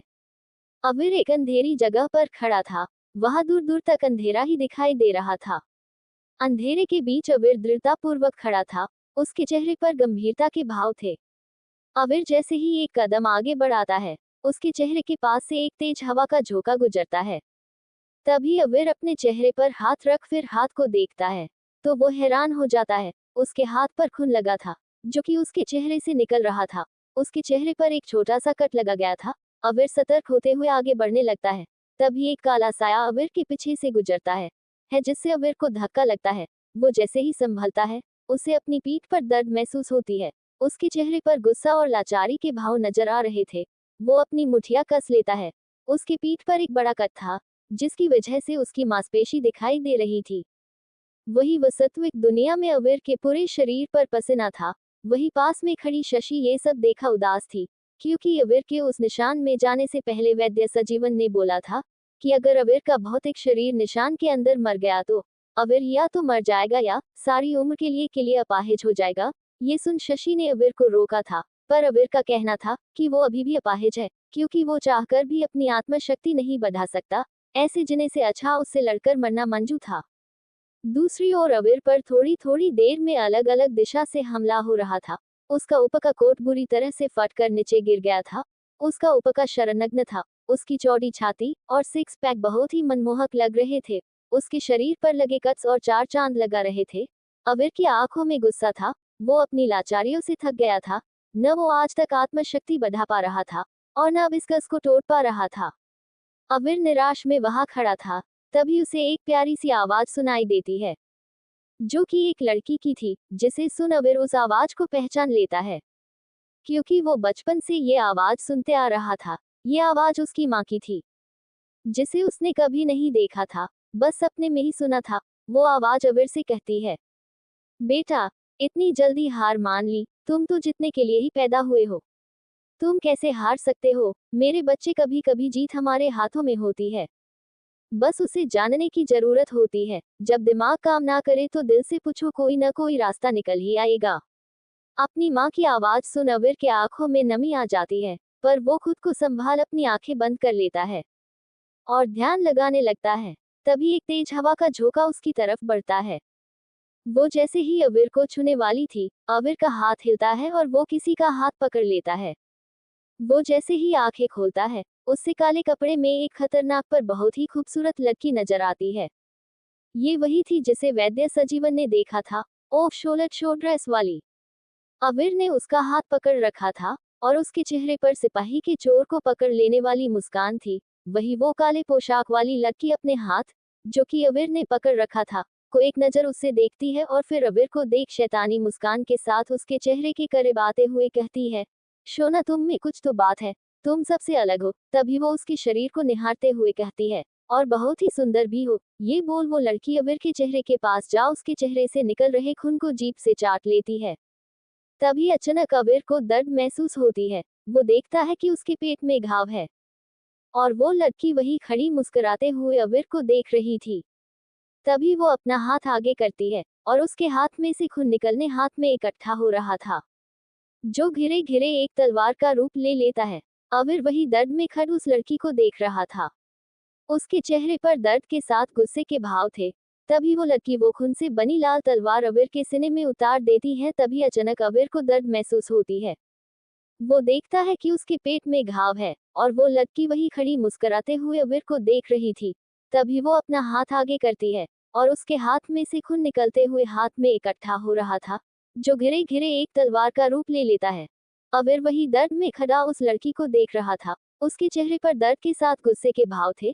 तभी वो लड़की वो खून से बनी लाल तलवार अविर के सीने में उतार देती है। अब आगे, अविर के सीने वो खून से बनी लाल तलवार गहराई से उतर गई थी। अविर के चेहरे पर हैरानी के भाव थे। तभी वो जमीन पर गिर जाता है, और हल्का सा मुस्कुरा देता है। वो खुश था कि वो डर के नहीं लड़के मर रहा है। मुस्कुराते हुए अविर अपनी आंखें बंद कर लेता है। जैसे ही वो आंखें बंद करता है, उसे वो सारी बातें याद आती है, जो कुछ देर पहले उसकी माँ की आवाज ने बोली थी। वास्तविक दुनिया में अविर का शरीर कांप रहा था। शशि चिंता करते हुए अपने दादा वैद्य सजीवन से कहती है, दादाजी ये अविर को क्या हो रहा है, वो ठीक तो है? ये सुन वैद्य सजीवन ठंडी आह भरते हुए कहते हैं, बेटा मैंने उसे पहले ही चेतावनी दी थी। इसे देख लग रहा है कि वो कस इस पर भारी पड़ रही है। ये सुन शशि के चेहरे पर निराशा छा जाती है और उसकी आंखें भर आती है। वही दूसरी ओर, वो लड़की कस अविर के सामने शैतानी मुस्कान के साथ खड़ी थी। वो अविर को देखते हुए कहती है, तुम बहुत ही आकर्षक थे, और मुझे पसंद भी थे, पर तुम्हारे रहते मैं कभी भी वास्तविक दुनिया में नहीं आ सकती थी। अब तुम्हारे मरने ही मैं तुम्हारे शरीर पर कब्जा कर लूंगी। ये बोल वो जोर जोर से हंसने लगती है। तभी एकदम से उसकी हंसी गायब हो जाती है। वहां अविर की आंखें एकदम से खुल जाती है और वो जल्दी ही उठ खड़ा होता है। उसके चेहरे पर मुस्कुराहट थी, और वो सामने खड़ी उस लड़की को ही देख रहा था। तभी वो लड़की देखती है कि अविर के जख्म भर रहे हैं। ये देख वो गंभीर हो जाती है। अविर शांति से खड़ा हो शैतानी मुस्कान के साथ उस लड़की को देखते हुए कहता है, जैसा मेरी माँ ने बोला था कि सब कुछ मेरे हाथों में है। तभी अविर हाथ से इशारा करता है तो वो जगह अंधेरी जगह से एक खूबसूरत से जंगल में बदल जाता है। ये देख अब उस लड़की के चेहरे पर चिंता की लकीरें थी। तभी अविर घमंड भरी आवाज में कहता है, ये मेरी दुनिया है और यहाँ का राजा मैं हूँ। ये सुन वो लड़की गुस्से से अपने खून से एक भाला बनाती है और अविर की ओर उछाल देती है। वहां अविर की आंखें एकदम से खुल जाती है और वो जल्दी ही उठ खड़ा होता है। उसके चेहरे पर मुस्कुराहट थी, और वो सामने खड़ी उस लड़की को ही देख रहा था। तभी वो लड़की देखती है कि अविर के जख्म भर रहे हैं। ये देख वो गंभीर हो जाती है। अविर शांति से खड़ा हो शैतानी मुस्कान के साथ उस लड़की को देखते हुए कहता है, जैसा मेरी माँ ने बोला था कि सब कुछ मेरे हाथों में है। तभी अविर हाथ से इशारा करता है तो वो जगह अंधेरी जगह से एक खूबसूरत से जंगल में बदल जाता है। ये देख अब उस लड़की के चेहरे पर चिंता की लकीरें थी। तभी अविर घमंड भरी आवाज में कहता है, ये मेरी दुनिया है और यहाँ का राजा मैं हूँ। ये सुन वो लड़की गुस्से से अपने खून से एक भाला बनाती है और अविर की ओर उछाल देती है। वहां अविर एकदम शांत जेबों में हाथ डले खड़ा था। जैसे ही वो भाला उसके चेहरे के पास आता है वो वहीं रुक जाता है। तभी अविर की आंखें लाल रंग में चमकती है, और वो भाला उस लड़की की तरफ घूम जाता है, और पलक झपकते ही उस लड़की के पास से निकल जाता है। उस लड़की की बाजू पर कट का निशान था, और उसमें से थोड़ा थोड़ा खून निकल रहा था, जो बहते हुए उसकी हथेली की तरफ जा रहा था। वो लड़की नफरत से अविर को देखती है, और उस बहते खून जो उसकी बाजू से हथेली की तरफ आ रहा था, उससे एक तलवार बनाती है, और सीधा अवीर की तरफ बढ़ती है। वो अवीर के पास जाती उससे पहले वहां की जमीन उलट पुलट होने लगी। वो कभी नीचे गिरती कभी ऊपर, वहां कुछ समझ नहीं आ रहा था कि कौन सा हिस्सा ऊपर है और कौन सा नीचे। वहां की दुनिया के आकार में हर एक मिनट में बदलाव हो रहा था। वो लड़की चाह कर भी कुछ नहीं कर पा रही थी। तभी वहां की दुनिया में एक बार फिर बदलाव होता है और वो लड़की ऊपर से नीचे जमीन पर गिरती है। वही एक अंधेरी जगह पर एक पत्थर की कुर्सी पर बैठा अवीर शैतानी मुस्कान के साथ उस लड़की को देख रहा था। और वहां वो लड़की नफरत से अवीर को देख रही थी। तभी वो पलक झपकते ही वहां से गबो अवीर के पास आ जाती है और तलवार से अवीर को मारने लगती है, पर वो चाह कर भी आगे नहीं बढ़ पा रही थी। तभी अवीर गंभीरता से उस लड़की से कहता है, मुझे पता है तुम बाहर की दुनिया में जाना चाहती हो और मेरे निशान से जुड़े होने की वजह से तुम कहीं जा नहीं सकती। तो अगर तुम मेरे लिए वफादारी की कसम ले लोगी तो इस निशान का स्वामी होने के नाते मैं तुम्हें जरूरत पड़ने पर बाहर निकाल सकता हूँ। ये सुन वो लड़की थोड़ी देर कुछ सोचती है और हमें सिर हिला देती है। वास्तविक दुनिया में अवीर का पूरा शरीर लाल रंग में चमक रहा था, जिसे देख चिंता भरे लहजे में शशि वैद्य सजीवन को देखती है।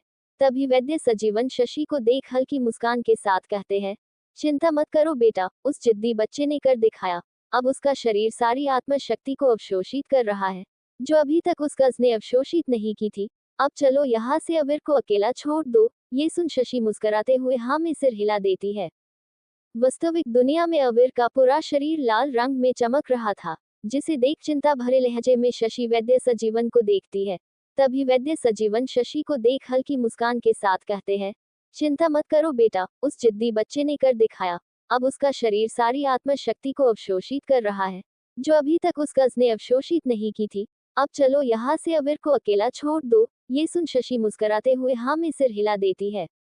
आसमान में घने काले बादलों के बीच एक लड़ाई के मैदान में जहां चारों तरफ बनी कुर्सियों पर कुछ लोग बैठे थे और वहां अनंतगिरी की तीनों परिवार के मुखिया भी बैठे थे।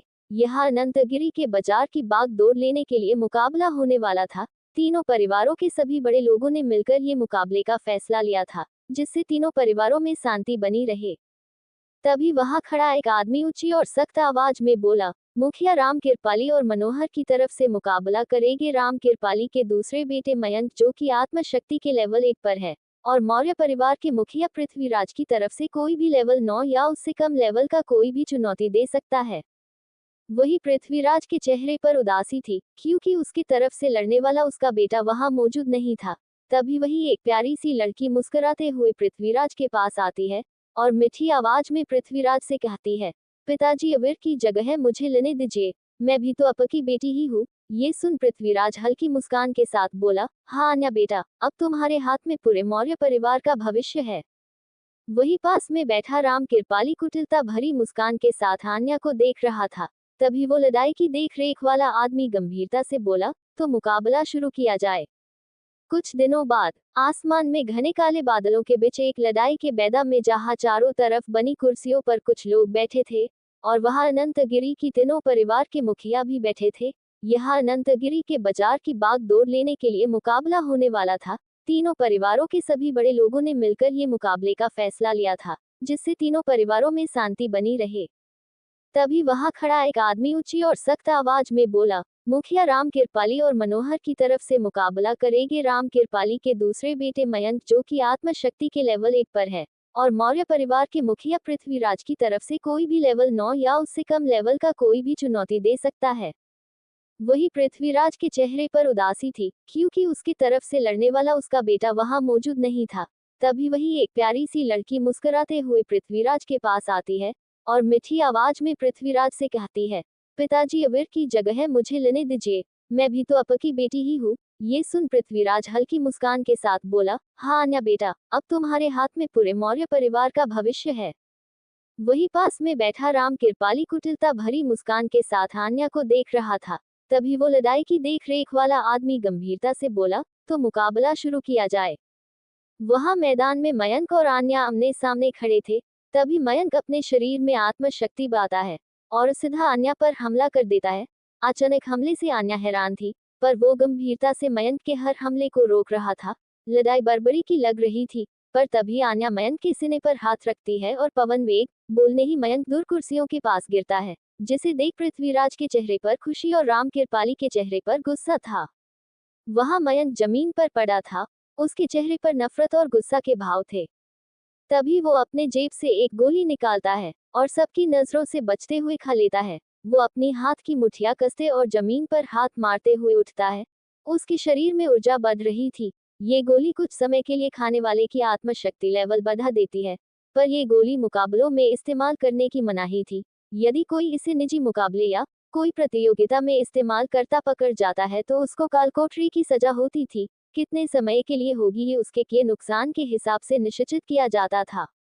वही दूसरी ओर मयंक की आंखें काली पड़ने लगी। वो उस बती आत्मशक्ति को कंट्रोल नहीं कर पा रहा था। तभी उसके शरीर से एक काली आभा निकलने लगी। उसकी आंखों में कालापन और चेहरे पर गुस्से था। वो पगलों की तरह चिल्ला रहा था। वहां बैठे राम कृपाली गुस्से से मयंक को देखकर घिरे से बोले, पागल लड़के, ये क्या किया? राम कृपाली की आंखें गुस्से से लाल हो रही थी, क्योंकि अब चाहे वो जीते या हारे, हर हाल में उनकी ही हार थी। ऊपर से उसे परिवार की प्रतिष्ठा धूमिल होने की चिंता थी। वही पृथ्वीराज ये देख चिंता भरे लहजे में मुकाबला रोकने को कहते हैं। वही नियमाधिकारी कुछ करने उससे पहले ही मयंक आन्या की तरफ बिजली की रफ्तार से बढ़ता है। इस समय मयंक की ताकत योगा मंडल के 3 लेवल पर था। आम योगा के आत्मशक्ति लेवल 9 के मुकाबले योगा मंडल के योगा की शक्ति में बहुत अंतर था, पर इसके बावजूद वहां खड़ी आन्या के चेहरे पर डर का नमो निशान नहीं था। मयंक के हाथों में काले रंग की फ्लेम आग की लपटें जल रही थी। जो योगा बन जाता था वो ये फ्लेम हाथों और पैरों में ला सकता था। मयंक जैसे ही आन्या के चेहरे पर मुक्का मारने वाला था, तो उसकी आंखों के सामने से लाल रंग की बिजली गुजरती है और आन्या वहां से गायब हो जाती है। आन्या के वहां से हटने की वजह से मयंक का मुक्का मैदान की दीवार से लग जाता है, जिससे वहां दीवार पर एक लंबा गढ़ बन जाता है और सामने की कुर्सियों पर बैठे कुछ लोग घायल हो जाने हैं। दूसरी ओर आन्या किसी की बाहों में थी। उसके दोनों हाथ एक मजबूत और चौड़े सीने पर थे और उस आदमी का एक हाथ आन्या की पतली कमर पर और दूसरा हाथ उसके सिर के पीछे था, जिससे उसने आन्या का सिर अपने सीने से लगा रखा था। आन्या जैसे ही उसके चेहरे की तरफ देखती है, उसके चेहरे पर मुस्कुराहट आ जाती है, जैसे उसे दुनिया की सारी खुशियां मिल गई हो। तभी वो मुस्कुराते हुए प्यारी सी आवाज में कहती है, अविर, आप वापस आ गए। मैंने आपको बहुत याद किया। उधर अविर का चेहरा बहुत गंभीर था। वो गंभीरतापूर्वक आन्या की बातों को अनसुना करते हुए कहता है, आन्या, तुम ठीक हो? पगल लड़की वहां पगलों की तरह क्यों खड़ी थी? अविर आन्या को डांट रहा था, पर आन्या अविर के सीने से लगी मुस्कुरा रही थी। वही पृथ्वीराज अविर और उसकी बढ़ी हुई ताकत को देख हैरान और खुश थे। वो जानना चाहते थे कि अविर की आत्मशक्ति कितनी बढ़ी है।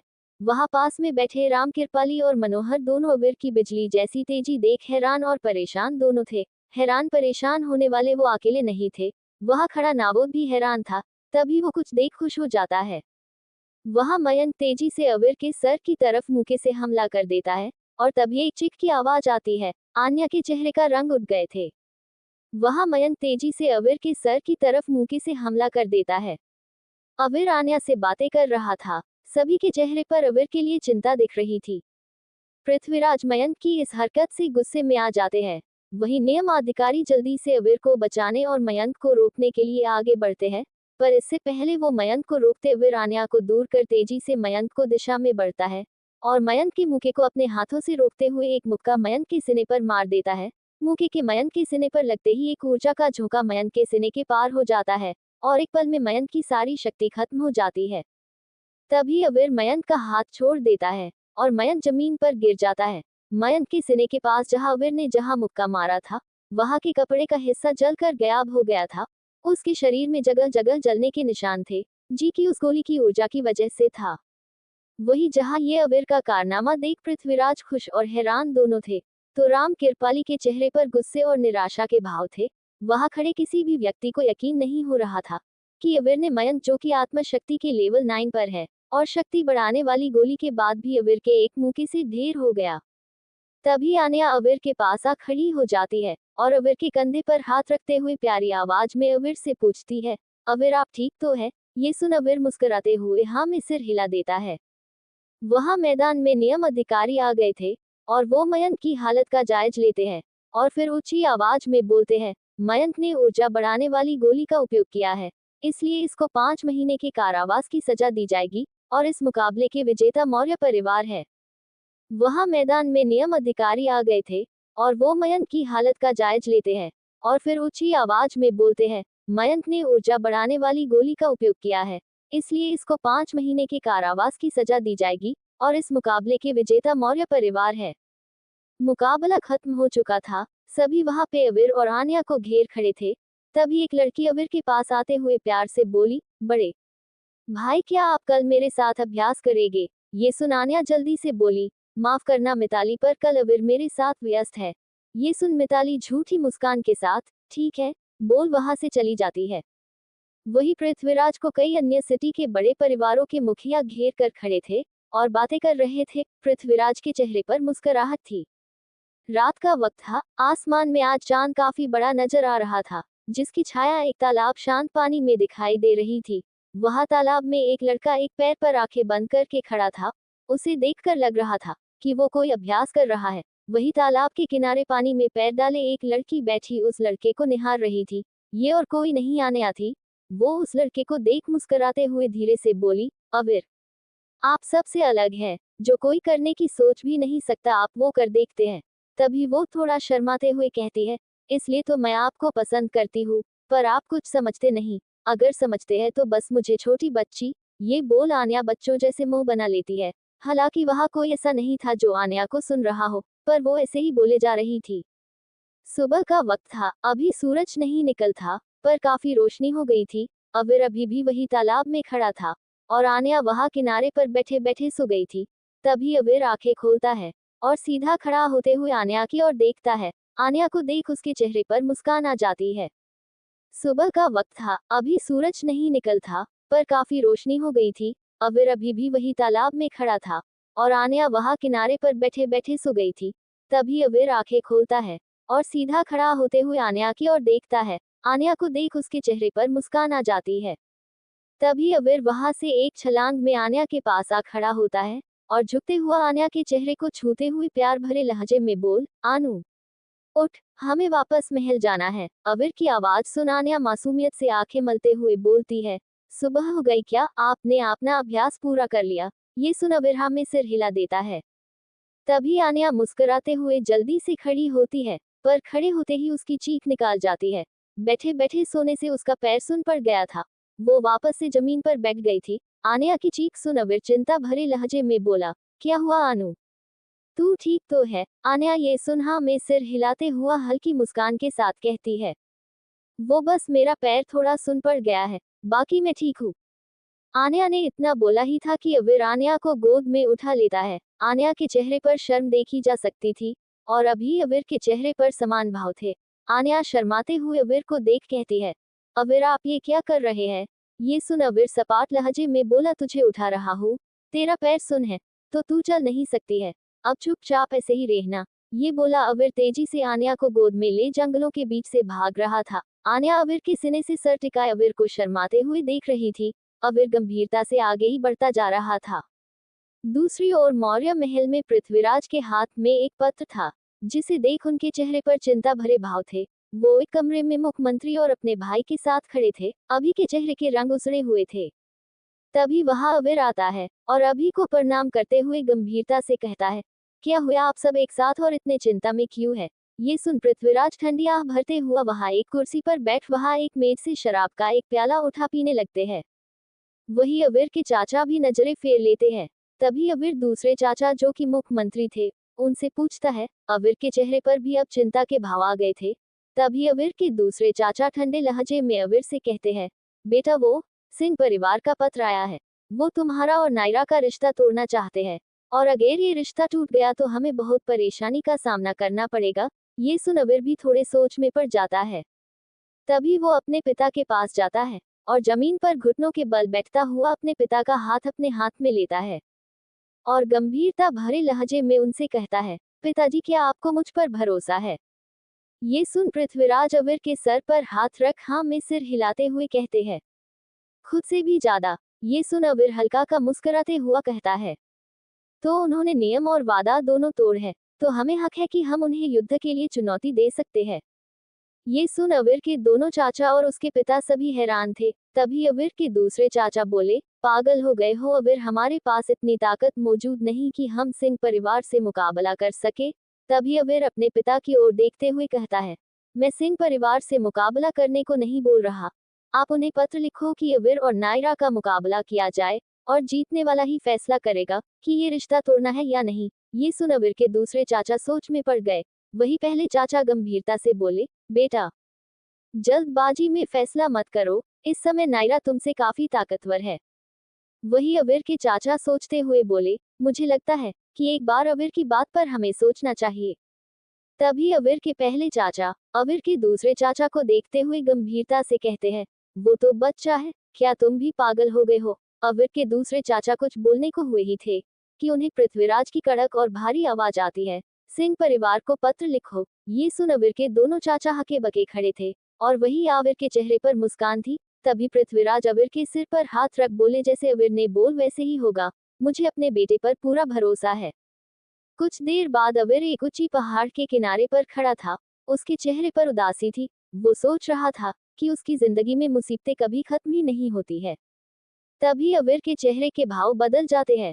वो आन्या को याद करता है और उसे कुछ बातें याद आने लगती है। जब अविर का मयंक के साथ मुकाबला खत्म हुआ था और वो आन्या के साथ खड़ा बातें कर रहा था कि तभी वहां पृथ्वीराज आते हैं और गंभीरता से बोलते हैं, आन्या, बेटा, मुझे अविर से कुछ बात करनी है अकेले में। ये सुन आन्या उदासी भरे लहजे में अविर को देखती है तो अविर हाँ में सिर हिलाकर वहां से जाने का इशारा करता है।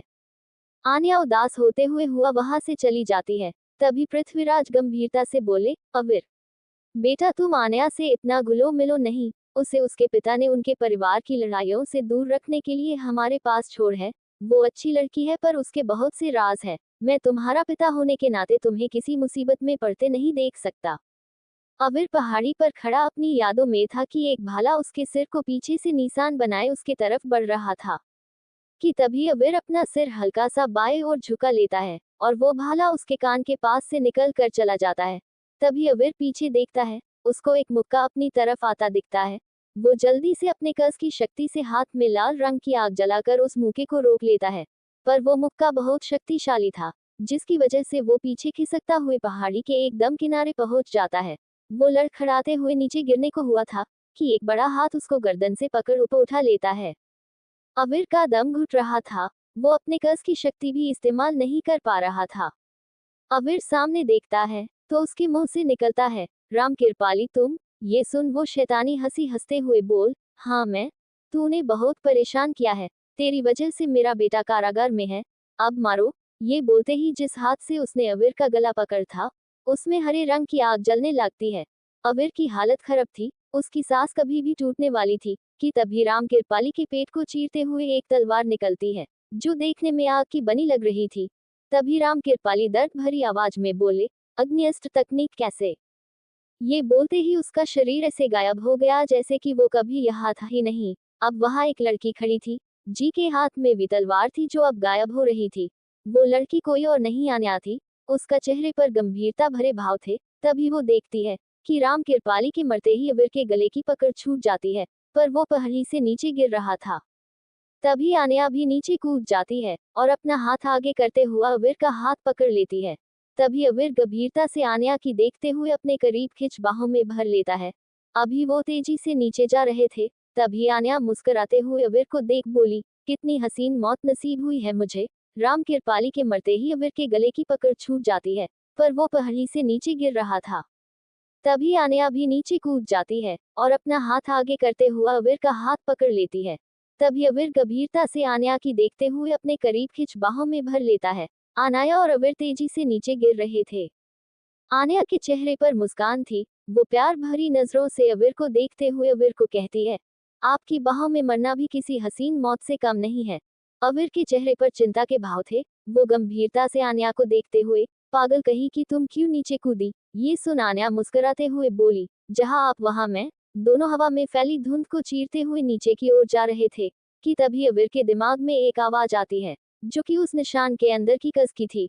वो अविर से कहती है, मास्टर, आप चाहे तो मेरे पंख इस्तेमाल कर सकते उड़ने के लिए। आप बस उड़ने के बारे में सोचो, वो खुद ही आ जाएंगे।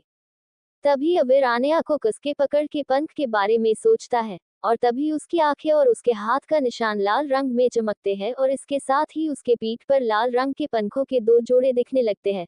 वो देखने में किसी पंछी के पंखों जैसे लग रहे थे। इस समय वो दोनों हवा में उड़ रहे थे और आन्या प्यार और हैरानी भरे लहजे में अविर को देख रही थी। दोनों एक दूसरे के गले लगे पहाड़ों में धुंध के बीच उड़ रहे थे। आन्या अविर को देख रही थी। तभी अविर भी आन्या को मुस्कुराते हुए देखता है। आन्या को देखते देखते अविर को उसके पिता द्वारा बताई बात याद आ जाती है और उसके चेहरे पर उदासी भरे भाव आ जाते हैं। तभी आन्या अविर के चेहरे की उदासी देखते हुए प्यार भरे लहजे में कहती है, क्या हुआ आपको? अभी तो मुस्कुरा रहे थे और एक पल मेरे उदास हो गए। तभी अविर आन्या को गौर से देखते हुआ कहता है, आनू, पिताजी बोल रहे थे कि तुम। अविर पूरा बोलत कि उससे पहले ही आन्या अपना हाथ अविर के मुंह पर रखते हुए बिना किसी भाव के प्यार से बोलती है, हाँ मेरे बहुत से रहस्य है, पर वो अभी आपको नहीं बात सकती। अविर, क्या इससे कोई फर्क पड़ता है? ये सुन अविर एक मुस्कान के साथ न में सिर हिला देता है।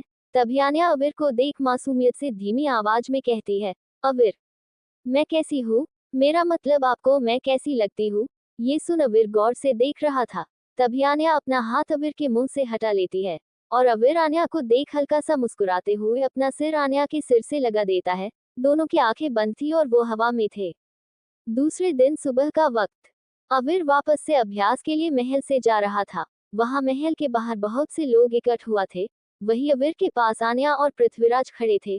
तभी पृथ्वीराज गंभीरता से अविर से बोले, बेटा सिंह परिवार की तरफ से हमारे पत्र का जवाब आ गया है। वो इस मुकाबले के लिए तैयार है। ये सुन अविर थोड़ा गंभीर होते हुए हाँ में सिर हिला देता है। तभी आन्या अविर का हाथ पकड़ प्यारी आवाज में कहती है, अविर आप मुझे नहीं लेके जा रहे, आप बहुत गंदे हो, मुझे आपकी बहुत याद आए। तभी अविर आन्या के गाल पर हाथ रखते हुआ प्यार से बोला, अरे पागल लड़की, ऐसे उदास मत हो, मैं 2 महीने बाद होने वाले शक्ति प्रदर्शन के मुकाबले में तुमसे मिलूंगा। ये सुन आन्या आंसू भरे आंखों के साथ हाँ में सिर हिला देती है। तभी अविर आंखें और हाथ का निशान लाल रंग में चमकती है और अविर के पीठ पर लाल पंखों की 2 जोड़ी आ जाती है और अविर तेजी से आसमान में उड़ने लगता है। उसे देख सब हैरान थे। पृथ्वीराज के चेहरे पर हैरानी के साथ गौरव के भाव थे। वही दूर खड़े लोगों में खुसुर फुसुर चल रही थी। एक आदमी बोला, ये तो उड़ने की कला। वही खड़ी एक लड़की बोली, मास्टर अविर कितने शक्तिशाली हो गए हैं, उन्होंने उड़ने की कला कैसे सीख ली, अभी तो वो योद्धा भी नहीं बने हैं। वही आन्या उदासी से खड़ी आसमान की ओर देखती हुए धीरे से बोली, मैं आपका इंतजार करूंगी हमेशा। ये आखिरी का शब्द उसने गंभीरता से बोल था। अविर जादुई जानवरों की घाटी के दक्षिण में स्थित अमर पहाड़ी पर 1 महीने से अभ्यास कर रहा है। उसकी आत्मशक्ति अब बढ़कर योद्धा मंडल के लेवल 3 पर पहुंच गई है। जादुई जानवरों की घाटी के बारे में ऐसा कहा जाता है कि जादुई जानवरों की घाटी में ऐसे खजाने हैं जो थोड़े समय में आपकी ताकत को बढ़ा सकते हैं। कई योद्धा जिन्हें खतरे से डर नहीं लगता था, वो जादुई जानवरों की घाटी में गए थे, लेकिन वो आज तक वापस नहीं लौटे। रास्ते में ही सभी की मौत हो गई, पर लोग अभी भी वहां जाने की कोशिश करते रहते हैं, क्योंकि वहां पर मौजूद एक जादुई जानवर से मिलने वाली अमूल्य नीली आत्म मणि, जो कि किसी मंडल से आगे बढ़ने में सहायता करता है। अविर अब अपनी आत्मशक्ति को बढ़ाने के लिए बैठ साधन कर रहा था। वही पास में एक लड़की जो धुंधली दिख रही थी, वो बच्चों की तरह इधर उधर घूम रही थी। ये अविर के हाथ के निशान के अंदर रहने वाली कस थी। ये अब जब चाहे बाहर आ सकती थी, पर अविर के सिवा कोई इसे नहीं देख सकता था, क्योंकि इसके पास अभी अपना वास्तविक शरीर नहीं था। पर अविर ने उसे वादा किया था कि अगर वो अविर की प्रति वफादार रहेगी तो अविर उसकी वास्तविक शरीर पाने में मदद करेगा। कज अभी पेड़ पौधों और छोटे जानवरों के साथ खेल रही थी। हालांकि वो उसे नहीं देख सकते थे, पर कज देख और छू दोनों सकती थी। वो खेल ही रही थी कि तभी वहां एक पत्थर के शरीर वाला हाथी आ जाता है और अविर की ओर बढ़ता हुए उस पर हमला करने लगता है। पर उससे पहले ही कज मानसिक संदेश अविर को भेज देती है, जिसकी वजह से अविर समय पर वहां से हट जाता है और मन में बोला, ये तो दूसरे श्रेणी का जानवर है, मेरी अभी की ताकत से तो मैं पहले दर्जे के जानवरों को भी मुश्किल से हरा पाऊंगा। अगर मैं कस की शक्ति भी इस्तेमाल कर लूं फिर भी पता नहीं इसे हरा पाऊंगा या नहीं। ये सोचते सोचते अविर ऊपर नीचे कूदते फांदते भाग रहा था। अविर काफी देर से भाग रहा था, तभी वो उस जानवर को पीछे मुड़कर देखते हुए बोला, तुमने अभी तक हार नहीं मानी। इतने में वो जानवर अविर पर हमला कर देता है और अविर उससे बचते हुए कहता है, ऐसा लगता है कि तुम बिना पिटाई के नहीं जाओगे। ये बोल अविर कस, जो कि एक खरगोश के साथ खेल रही थी, उसे देख चिल्लाते हुए बोला, कस जल्दी से वापस निशान के अंदर जाओ, मैं इसे और नहीं संभाल सकता। तभी अवीर उस पत्थर के हाथी को देख आसमान की ओर इशारा करते हुए मजाकिया लहजे में बोला, देखो वहां क्या है। ये सुनते ही वो हाथी भी बेवकूफों की तरह आसमान में देख रहा था। तभी अवीर फिर से एक बार कस को वापस बुलाता है और इस बार कस वापस निशान के अंदर चली जाती है। वो हाथी अभी भी आसमान में देख रहा था। तभी अवीर तेजी से उस हाथी की दिशा में भगत है। उसकी आंखें चमक रही थी। कस की वजह से अब उसकी ताकत अब बढ़कर महायोद्धा के लेवल 2 की हो गई थी। तभी वो हवा में हाथ उठता है तो उसके हाथ के चमकते हुए निशान में से एक लाल धुआं निकलता है जो अवीर के हाथ में जाके एक लाल तलवार का रूप ले लेती है। उसे देख ऐसा लग रहा था जैसे कांच की तलवार हो जिसे अभी अभी आग की भट्टी से निकाल हो। अवीर उस तलवार से उस उल्लू हाथी पर हमला कर देता है जो अभी भी आसमान में अवीर की बताई चीज ढूंढ रहा था। अवीर का वो वार सीधा उस हाथी के दांत पर लगा था जिससे वो दांत पनीर के टुकड़े जैसा आसानी से कटकर नीचे गिर गया था। तभी वहां सन्नाटा छा जाता है। अवीर उस हाथी की ओर देख रहा था। वो हाथी भी धीरे धीरे अवीर की ओर देखता है। तभी कस की आवाज अवीर के दिमाग में आती है, मास्टर क्या बात है, आपने तो कमाल कर दिया, धोती फाड़ के रुमाल कर दिया। ये सुन अवीर इतराते हुए मजाकिया लहजे में बोला, ऐसे कमाल तो मैं करता रहता हूँ। अवीर ने इतना ही बोला था कि उसे अपने शरीर पर किसी की पकड़ महसूस होती है। अवीर जैसे ही सामने देखता है तो उससे वो हाथी की सूंड में जकड़ दिखाई देता है। अवीर कुछ करता उससे पहले वो हाथी अवीर को उठा उठा कर जमीन पर पटकने लगा। वो हाथी बहुत गुस्से में था। अब ये पता नहीं कि वो किस बात से जड़ गुस्सा था, दांत के कटने से या अवीर की बताई दिशा में कुछ न मिलने से। वो अवीर को पटक रहा था। तभी अवीर बोला, अरे हाथी भाई इतना गुस्सा क्यों कर रहे हो यार, सच में वहां कुछ था जब मैंने देखा था। वो हाथी अवीर को मार ही रहा था कि वहां में माहौल में सभी को एक खतरनाक आभा महसूस होती है जिससे वो हाथी रुक जाता है। अवीर को भी दबाव महसूस हो रहा था। वो आभा नजदीक आ रही थी जिसकी वजह से वो जानवर अवीर को छोड़ वहां से भाग जाता है। तभी अवीर जमीन से उठ खड़ा होता है और अपने होठों से किनारे से निकाल रहे खून को हाथ से पोंछता है। तभी कस बाहर आती है और अवीर के बगल में खड़ी होते हुआ कहती है, वह मास्टर क्या धोया है। हाँ हाँ हाँ, उस हाथी ने आपको। ये सुन अवीर टेढ़ी नजरों से कस को देखता है जो हंस रही थी। योद्धा बनने के बाद अवीर का शरीर पत्थर जैसा मजबूत हो गया था इसलिए उसे को ज्यादा चोट नहीं आई। तभी वो आभा बहुत बढ़ जाती है जिससे अवीर पर दबाव भी बढ़ जाता है। कस खुद ही निशान के अंदर चली जाती है। तभी अवीर को आसमान में उड़ती एक लड़की नजर आती है जिसने सलेवे लेस सफेद शॉर्ट ड्रेस जो घुटनों के ऊपर तक आ रही थी पहनी थी। उसके कमरा पे एक कपड़े की बैग थी जी के बीच में सोने के काम में एक नीला क्रिस्टल लगा हुआ था। वो देखने में बेहद आकर्षक लग रही थी जो एक नजर में ही किसी को भी अपना दीवाना बना दे। उसके लंबे काले बाल हवा से उड़ रहे थे। वो एक पल में अवीर के ऊपर से गुजर जाती है। उसे देख अवीर के मुंह से निकलता है, क्या लड़की है और क्या ही उसकी शारीरिक बनावट है। एक नई सुबह अवीर जादुई जानवरों की घाटी से लगभग 100 किलोमीटर दूर वापस उसी काली घाटी में आया था जहां उसने अपने कस पर काबू किया था। अवीर रास्ते पर चल रहा था और आते जाते लोगों को मिल और बुला रहा था। यह सब उसे पहचानने लगे थे। तभी कुछ लड़कियां अवीर के पास आती है और उसे घेर लेती है। तभी उनमें से एक लड़की बोली, मास्टर अवीर आप वापस आ गए, लेकिन इस बार 10 दिनों बाद आए हो। अवीर वही खड़ा अपने सर के पीछे हाथ रखे मुस्कुरा रहा था। तभी एक और लड़की अवीर से पूछते हुआ बोली, मास्टर अवीर आपके कपड़े काफी गंदे हो गए हैं, क्या आप किसी जादुई जानवर से लड़े थे। वही दूसरी लड़की बीच में चहकते हुए बोली, और तुम्हें क्या लग रहा है, मास्टर अवीर को देखकर ही लग रहा है कि इन्होंने उस जीव को खूब पीटा होगा। तभी एक हंसती हुई प्यार आवाज अवीर को मन में सुनाई देती है, हाँ हाँ हाँ, हाँ हाँ बहुत पीटा, पर उस जानवर ने इन्हें। ये सुन अवीर बच्चों की तरह मन में गुस्सा करते हुए मन में ही उस आवाज की मालिक यानी कस से बोला, चुप हो जाओ, वो तब मैं तैयार नहीं था, नहीं तो मैं उस हाथी की शक्ल में गधे को अच्छा पीटता। ये सुनकर भी कस हंसे जा रही थी।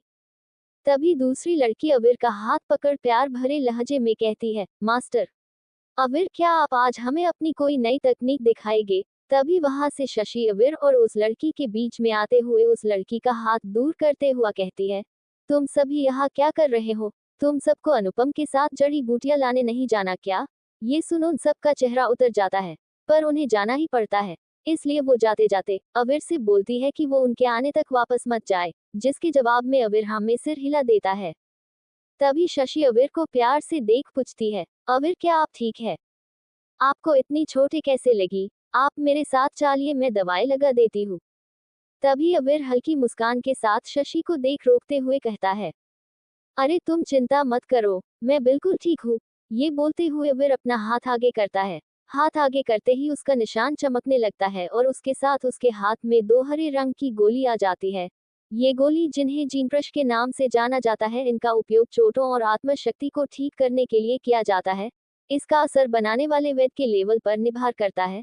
अबीर के हाथ में मौजूद गोलियां लेवल 2 की थी, जो उसने खुद बनाई थी। वो वैद्य सजीवन से गोलियों को बनाने की कला सीख रहा था। अभी उसे लेवल 2 की गोलियां बनानी आती थी।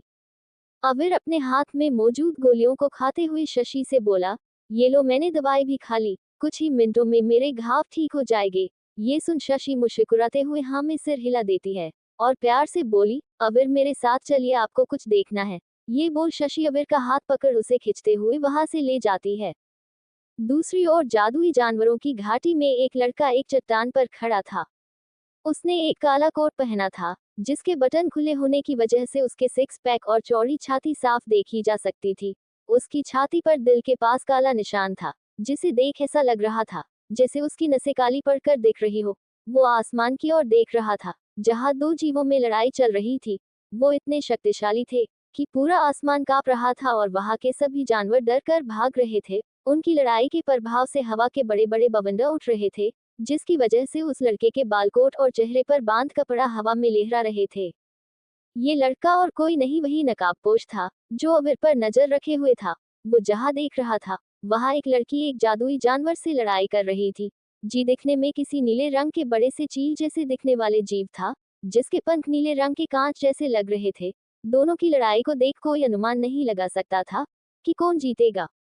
ये लड़की वही थी जिसे अबीर ने कुछ देर पहले देखा था। इसकी एक और पहचान भी थी, जो कि महारानी की सबसे करीबी योद्धा की थी। वो नकाबपोश आसमान में देख ही रहा था कि तभी एक ऊर्जा का गोल उसकी तरफ आ रहा था। वो गोला इतना शक्तिशाली था कि एक साथ योद्धाओं के समूह को खत्म करने में सक्षम था। पर वो उस गोले को अपनी ओर आता देख बिल्कुल नहीं घबराता। वो गोल जैसे ही उससे टकराने वाला होता है, तभी वो नकाबपोश अपनी पीठ पर टंगी एक तलवार, जो दिखने में बेहद काले पत्थर जैसी थी और उस पर कुछ प्राचीन शब्द उकेरे हुए थे, वो वही तलवार निकाल उस ऊर्जा के गोले पर हमला कर देता है। देखते ही देखते वो ऊर्जा का गोला उस तलवार द्वारा सोख लिया जाता है। उस तलवार पे उकेरे सभी प्राचीन शब्द पीले रंग में चमक रहे थे। उस ऊर्जा के सोखे जाने के बाद वो तलवार वापस अपनी पीठ पर टांग लेता है। ये लड़की वही थी जिसे अबीर ने कुछ देर पहले देखा था। इसकी एक और पहचान भी थी, जो कि महारानी की सबसे करीबी योद्धा की थी। वो नकाबपोश आसमान में देख ही रहा था कि तभी एक ऊर्जा का गोल उसकी तरफ आ रहा था। वो गोला इतना शक्तिशाली था कि एक साथ योद्धाओं के समूह को खत्म करने में सक्षम था। पर वो उस गोले को अपनी ओर आता देख बिल्कुल नहीं घबराता। वो गोल जैसे ही उससे टकराने वाला होता है, तभी वो नकाबपोश अपनी पीठ पर टंगी एक तलवार, जो दिखने में बेहद काले पत्थर जैसी थी और उस पर कुछ प्राचीन शब्द उकेरे हुए थे, वो वही तलवार निकाल उस ऊर्जा के गोले पर हमला कर देता है। देखते ही देखते वो ऊर्जा का गोला उस तलवार द्वारा सोख लिया जाता है। उस तलवार पे उकेरे सभी प्राचीन शब्द पीले रंग में चमक रहे थे। उस ऊर्जा के सोखे जाने के बाद वो तलवार वापस अपनी पीठ पर टांग लेता है। वो जानवर 5वीं दर्जे का और उस घाटी का राजा था। ऐसे जानवर बहुत ही कम पाए जाते हैं और ये जानवर 50 सालों में एक आत्ममणि गिरते हैं, जिनमें से नील आत्ममणि सबसे दुर्लभ है और ये जानवर नीलमणि वाला ही था। वहां लड़ाई चल ही रही थी कि तभी एक और जानवर पीछे से उस लड़की पर हमला कर देता है, पर वो लड़की चौकन्ना थी और समय पर उसके वार से बच जाती है। तभी वो अपनी सफेद तलवार हवा में लहराती है और एक वार में उस अभी आए जानवर को खत्म कर देती है, जो कि चौथे दर्जे का जानवर था। वही दूर खड़ा वो नकाबपोश उस लड़की की युद्ध कला और ताकत से काफी प्रभावित था। तभी वो देखता है कि जब वो लड़की दूसरे जानवर को मार रही थी, तभी वो पहले वाला जानवर उस पर आत्मशक्ति प्रतिबंधित, ये बोल एक नीले रंग की आंखों से किरण फेंकता है, जिसे देख वो नकाबपोश बोला, ये तो आत्मशक्ति प्रतिबंधित करने वाला हमला है। उधर वो हमला सीधा उस लड़की को लगता था, जिसकी वजह से उसको सब धुंधला दिखाई देने लगता है। अब वो आत्मशक्ति इस्तेमाल नहीं कर सकती जब तक वो ठीक ना हो जाए। तभी वो पंछी उस लड़की के सीने पर अपने पंजों से एक हमला करता है, जिससे वहां के कपड़े का कुछ हिस्सा फट जाता है और उसका अंदरूनी कवच दिखाई देने लगता है। उसके वार से कवच भी थोड़ा क्षतिग्रस्त हुआ था। उस वार के बाद वो लड़की बेहोश होकर नीचे गिर रही थी। वो गिर ही रही थी कि किसी की मजबूत बाहें उसे पकड़ लेती है। ये कोई और नहीं, वही नकाबपोश था। उस नकाबपोश ने उस लड़की को बाहों में उठा रखा था कि तभी वो जानवर उस पर भी आत्मशक्ति प्रतिबंधित हमला कर देता है। तभी वो नकाबपोश वहां से गायब हो उस जानवर के पीछे प्रकट होता है। वो जानवर हैरान था, क्योंकि उसके इस हमले से बचना कोई मामूली बात नहीं थी। तभी वो जानवर पीछे मुड़ उस नकाबपोश को देखते हुए इंसानी आवाज में बोला, देखने में तो मामूली योद्धा लगते हो, लगता है किस्मत कुछ ज्यादा ही अच्छी है तुम्हारी जो मेरे हमले से बच गए। वो नकाबपोश कोई जवाब नहीं देता, बस उसकी आंखें नीले रंग में चमकने लगती है। उसी के साथ वो नकाबपोश उस जानवर की आंखों में देखता है। जैसे ही दोनों की आंखें मिलती है, वो जानवर एकदम शांत हो जाता है। वो हवा में किसी मूर्त जैसे खड़ा था। कुछ देर बाद वो नकाबपोश उस जानवर को कुछ समय के लिए जमा कर वहां से निकाल आया था। पर जैसे ही वो जानवर होश में आया था, वो गुस्से में दोनों को पूरी घाटी में ढूंढ रहा था। दूसरी ओर वो नकाबपोश उस लड़की को एक झरने के पानी के पीछे मौजूद एक गुफा में ले आया था। वहां वो लड़की बेहोशी में बड़बड़ा रही थी। तभी वो नकाबपोश अपनी स्टो अंगूठी में से कुछ दवाया निकलता है। वो लड़की को देख बोलता है, इसके जख्म न तो मामूली है और न मामूली जगह पर है। क्या करूं, इलाज करूं या नहीं? तभी उसकी नजरें उस लड़की के चेहरे की तरफ जाती है। वो मासूम सा चेहरा उसे आकर्षित कर रहा था। वो उसके चेहरे के पास और पास जाते हुए धीमी आवाज में कहता है, तुम किस्मत वाली हो जो मैं यहाँ था, नहीं तो अभी तक तुम्हारा काम तमाम हो चुका होता। तभी वो उसके सीने के जख्म देखने के लिए हाथ आगे बढ़ता है कि तभी वो लड़की होश में आ जाती है और उस नकाबपोश की ओर देखती है। उस लड़की को खुद को देखता पाके उस नकाबपोश लड़के के चेहरे के रंग उड़ जाते हैं। वो लगभग घबराते हुए बोला, मम्मा मैं तो बस तुम्हारे जख्मों का इलाज कर रहा था। ये बोल वो एक दवाई की शीशी उसकी और बढ़ते हुए झूठी मुस्कान जो कि काले कपड़े की वजह से दिख नहीं रही थी के साथ बोला, मेरा कुछ गलत करने का इरादा नहीं था। तुम बेहोश थी तो मैं तुम्हें दवा लगाने की सोच रहा था, लेकिन जब तुम अब जाग रही हो तो तुम इसे खुद लगा सकती हो। तभी वो लड़की उठने की कोशिश करते हुए कहती है, आह, वो जानवर ने मेरी आत्मशक्ति प्रतिबंधित कर दी है। मुझे ठीक होने में थोड़ा वक्त लगेगा। ये दवाई तुम खुद लगा दो, लेकिन पहले ये कपड़ा अपने चेहरे से हटा लो, ताकि अगर तुम कुछ गलत करो तो मुझे पता तो हो किसे मारना है। ये बोलते हुए उस लड़की के चेहरे पर कोई भाव नहीं थे। तभी वो नकाबपोश अपने चेहरे पर से कपड़ा हटाता है। उसके हटते ही एक खूबसूरत चेहरा नजर आता है, जिसमें उसकी नीली आंखें चार चांद लगा रही थी। वो लड़की भी एक पल के लिए उसके चेहरे में खो गई थी। तभी वो बोली, जल्दी लगाओ दवाई। ये सुन वो लड़का उस लड़की के पास जाता है और पीछे से उसकी पोशाक खोल देता है। उसकी पीठ एकदम दूध जैसी सफेद थी, जिस पर उसके काले बाल लहरा रहे थे। अभी उसके सीने पर बस एक छोटा सा कवच था, जो सिर्फ जरूरी अंगों को ढके हुए था। पर तभी वो लड़को वो भी निकाल देता है। अभी वो लड़की बिना कपड़ों के थी। वो अपनी मुट्ठी कसते हुए आंखें बंद कर लेती है। तभी उसे अपने शरीर पर कुछ गर्म एहसास होता है। वो जैसे आंखें खोल के देखती है, तो उसको अपने शरीर पर एक काला कोट नजर आता है, जो कि उस लड़के का था। वो लड़का उसके पास बैठा था। उसने ऊपर कुछ नहीं पहन था। उस लड़के की अच्छाई देख उसके चेहरे पर हल्की मुस्कान आ जाती है, जिसमें थोड़ा थोड़ा दर्द भी झलक रहा था। तभी वो उस लड़की को लेटने को बोलत है और फिर उसके जख्मों को देख दवाई लगाने लगता है कि तभी उस लड़की की चीख की आवाज सुनाई देती है। अभी वो लड़की बिना कपड़ों के थी। वो अपनी मुट्ठी कसते हुए आंखें बंद कर लेती है। तभी उसे अपने शरीर पर कुछ गर्म एहसास होता है। वो जैसे आंखें खोल के देखती है, तो उसको अपने शरीर पर एक काला कोट नजर आता है, जो कि उस लड़के का था। वो लड़का उसके पास बैठा था। उसने ऊपर कुछ नहीं पहन था। उस लड़के की अच्छाई देख उसके चेहरे पर हल्की मुस्कान आ जाती है, जिसमें थोड़ा थोड़ा दर्द भी झलक रहा था। तभी वो उस लड़की को लेटने को बोलत है।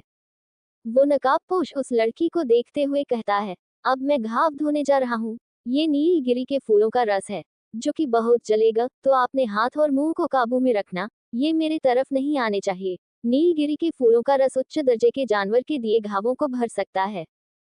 वैसे तो जीनप्रश की गोलियां हर जख्म को जल्दी भर देती है, पर उस स्तरीय योद्धाओं और जानवरों के दिए घाव आसानी से नहीं भरते हैं। नीलगिरी के फूलों का रस बहुत ही दिव्य और दुर्लभ है। वो नकाबपोश जैसे ही नीलगिरी के फूलों का रस उस लड़की के सीने पर लगता है, उसकी चीख निकल जाती है और वो लड़की उस लड़के के हाथ को कसकर पकड़ लेती है। उस लड़की के आंखों में हल्के आंसू थे। उसे देख कोई नहीं बोल सकता था कि ये लड़की कुछ देर पहले एक 5वें दर्जे के जानवर को बराबरी की टक्कर दे रही थी। तभी वो नकाबपोश उस लड़की को प्यार से दिलासा देते हुए कहता है, बस बस हो ही गया, हाँ ठीक है, घाव का इलाज हो गया है, बस आत्मशक्ति की प्रतिबंधता को तुम्हें खुद ही तोड़ना होगा, चलो अब आराम करो। ये बोल वो नकाबपोश वहां से उठकर जाने लगता है कि तभी वो लड़की उसका हाथ पकड़ा रोक लेती है। वो दर्द से भरी हल्की मुस्कान के साथ उस नकाबपोश को देख कहती है, शुक्रिया तुम्हारा। ये सुन वो नकाबपोश मुस्कुराते हुए अपनी पलकें झपका हाँ का इशारा कर वहां से चला जाता है। वो नकाबपोश जैसे ही नीलगिरी के फूलों का रस उस लड़की के सीने पर लगता है, उसकी चीख निकल जाती है और वो लड़की उस लड़के के हाथ को कसकर पकड़ लेती है। उस लड़की के आंखों में हल्के आंसू थे, उसे देख कोई नहीं बोल सकता था कि ये लड़की कुछ देर पहले एक 5वें दर्जे के जानवर को बराबरी की टक्कर दे रही थी। तभी वो नकाबपोश उस लड़की को प्यार से दिलासा देते हुए कहता है, बस बस हो ही गया, हाँ ठीक है, घाव का इलाज हो गया है, बस आत्मशक्ति की प्रतिबंधता को तुम्हें खुद ही तोड़ना होगा, चलो अब आराम करो। ये बोल वो नकाबपोश वहां से उठकर जाने लगता है कि तभी वो लड़की उसका हाथ पकड़ा रोक लेती है। वो दर्द से भरी हल्की मुस्कान के साथ उस नकाबपोश को देख कहती है, शुक्रिया तुम्हारा। ये सुन वो नकाबपोश मुस्कुराते हुए अपनी पलकें झपका हाँ का इशारा कर वहां से चला जाता है।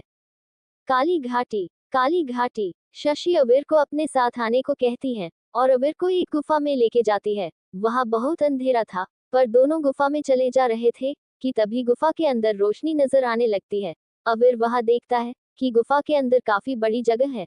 वहां तरह तरह के फूल और जड़ी बूटियां लगी हुई थी। वहां एक छोटा सा तालाब था जिसका पानी नीले रंग में चमक रहा था। वहां ऊपर से थोड़ी थोड़ी सूरज की रोशनी आ रही थी। तभी अवीर शशि को देख मुस्कुराते हुए बोली, काफी खूबसूरत जगह है। ये सुन शशि के चेहरे पर भी मुस्कान आ जाती है। वो शर्माते हुए अवीर से कहती है, अवीर आपको ये जगह पसंद आए इसकी मुझे बहुत खुशी है, पर मुझे कुछ और दिखाना है। ये सुन अवीर भ्रमित होते हुए बोली, कुछ और क्या है ये? तभी शशि एक दिशा में इशारा करती है जहाँ एक पत्थर की मूर्ति थी। तभी अवीर शशि को देख मुस्कुराते हुए बोली, काफी खूबसूरत जगह है। ये सुन शशि के चेहरे पर भी मुस्कान आ जाती है। वो शर्माते हुए अवीर से कहती है, अवीर आपको ये जगह पसंद आए इसकी मुझे बहुत खुशी है, पर मुझे कुछ और दिखाना है। ये सुन अवीर भ्रमित होते हुए बोली, कुछ और क्या है ये? तभी शशि एक दिशा में इशारा करती है जहाँ एक पत्थर की मूर्ति थी। अवीर वहां ही देख रहा था। वहां एक लड़के की मूर्ति थी जिसने हाथ में एक तलवार पकड़ रखी थी। तभी अवीर हैरानी से शशि को देखते हुए बोली, ये क्या है? शशि शशि मुस्कुराते हुए जवाब देती है, ये आपकी मूर्ति है और आज से ये जगह आपकी है। मैंने बहुत प्यार से ये सब बनाया है आपके लिए, आपको अच्छा तो लगा ना? तभी अवीर मुस्कुराते हुए हाँ में सर हिला देता है। उस नकाबपोश लड़के और लड़की को यहाँ रहते हुए 2 दिन हो गए थे। पूरे जंगल में उथल पुथल मची पड़ी थी। सभी जानवर उन्हें ही ढूंढ रहे थे। वही एक उच्च पहाड़ पर वो नकाबपोश खड़ा पूरे जंगल पर नजरें बनाए हुए था।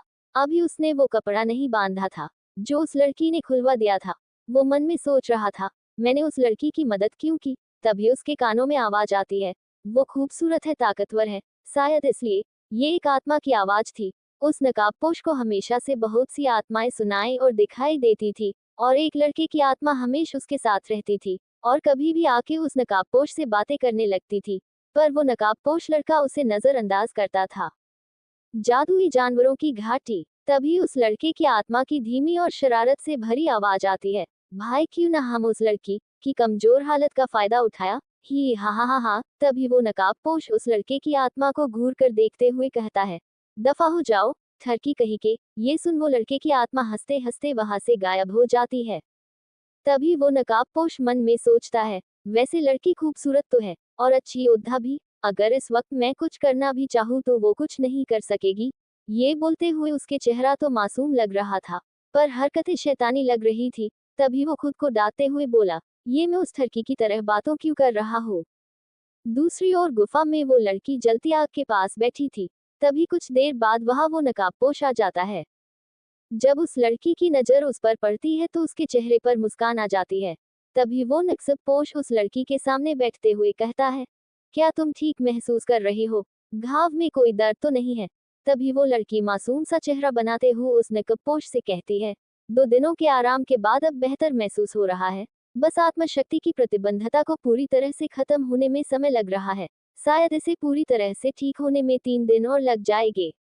तभी वो नकबपोश कुछ सोचते हुए अपनी अंगूठी से एक शीशी निकलता है और उस लड़की की ओर बढ़ाते हुए कहता है, ये लो, ये एक 7वें लेवल की दवाई है, इससे तुम्हें बहुत मदद मिलेगी। ये सुन वो लड़की हैरानी से उस लड़के को देखते हुए कहती है, काका क्या 7वें लेवल की दवाई? तुम्हें पता है, इस दुनिया में अब कोई भी 7वीं दर्जे का वैद्य नहीं बचा है, इसलिए 7वें लेवल की दवाई मिलन किसी दुर्लभ खजाने से कम नहीं है। और तुम ये मुझे दे रहे हो, कहीं तुम पागल तो नहीं हो गए हो? एक मिनट, कहीं तुम इसके बदले में मेरी साथ वो सब तो करना नहीं चाहते हो? ये सुनते ही उस नकाबपोश को खांसी आने लगती है। तभी वो हड़बड़ते हुए बोला, काका क्या मतलब कि वो सब करना चाहता हूँ? ये बोलते हुए वो मन में बोला, कहीं इसने थोड़ी देर पहले वाली बातें तो नहीं सुन ली। तभी वो थोड़ा गंभीर होते हुए कहता है, देखो मेरा ऐसा कोई इरादा नहीं है, मैं सच में तुम्हारी मदद करना चाहता हूँ, इसलिए ये दवाई दे रहा हूँ।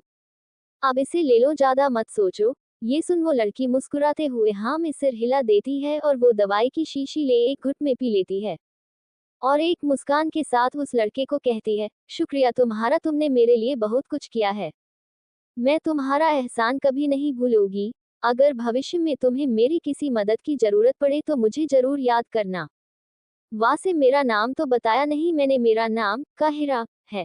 और तुम्हारा नाम क्या है? ये सुन वो लड़का सोच में पड़ जाता है। इसे अपना असली नाम बताओ या नहीं? नहीं, अपनी पहचान गुप्त रखना ही मेरे और इसके दोनों के लिए अच्छा होगा।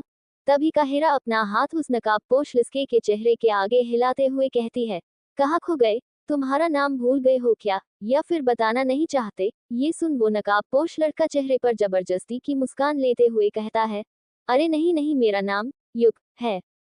युग नकाबपोश अपनी अंगूठी से मांस के टुकड़े और कुछ मसले निकाल रहा था। उसे एक मसाला नहीं मिल रहा था, इसलिए उसने वहां बहुत सी शीशी निकाल कर राखी हुई थी। काहिरा प्यार से युग को देखते हुए कहती है, तो युग तुम यहाँ इस खतरनाक जगह पर क्या कर रहे हो, और मुझे तुम्हारी आत्मशक्ति क्यों नहीं महसूस हो रही है? तभी युग हंसता है और झूठ बोलते हुए कहता है, मैं तो एक मामूली योद्धा हूँ, हो सकता है मैं कुछ ज्यादा ही कमजोर हूँ, इसलिए तुम्हें मेरी आत्मशक्ति महसूस नहीं हो रही है। ये सुन काहिरा युग को शक की नजरों से देखने लगती है। तभी वहां किसी जानवर की जोरदार आवाज आती है, जिसे सुन दोनों अपनी जगह पर खड़े हो जाते हैं। तभी काहिरा कहती है, मैं देखती हूँ इसको। ये बोल वो बाहर जाने लगती है कि उसे अपने हाथ पर किसी की पकड़ महसूस होती है। वो जैसे ही पीछे मुड़ के देखती है, युग ने उसका हाथ पकड़ रखा था। काहिरा युग के हाथ को देख रही थी, उसको उसका छूना अच्छा लग रहा था।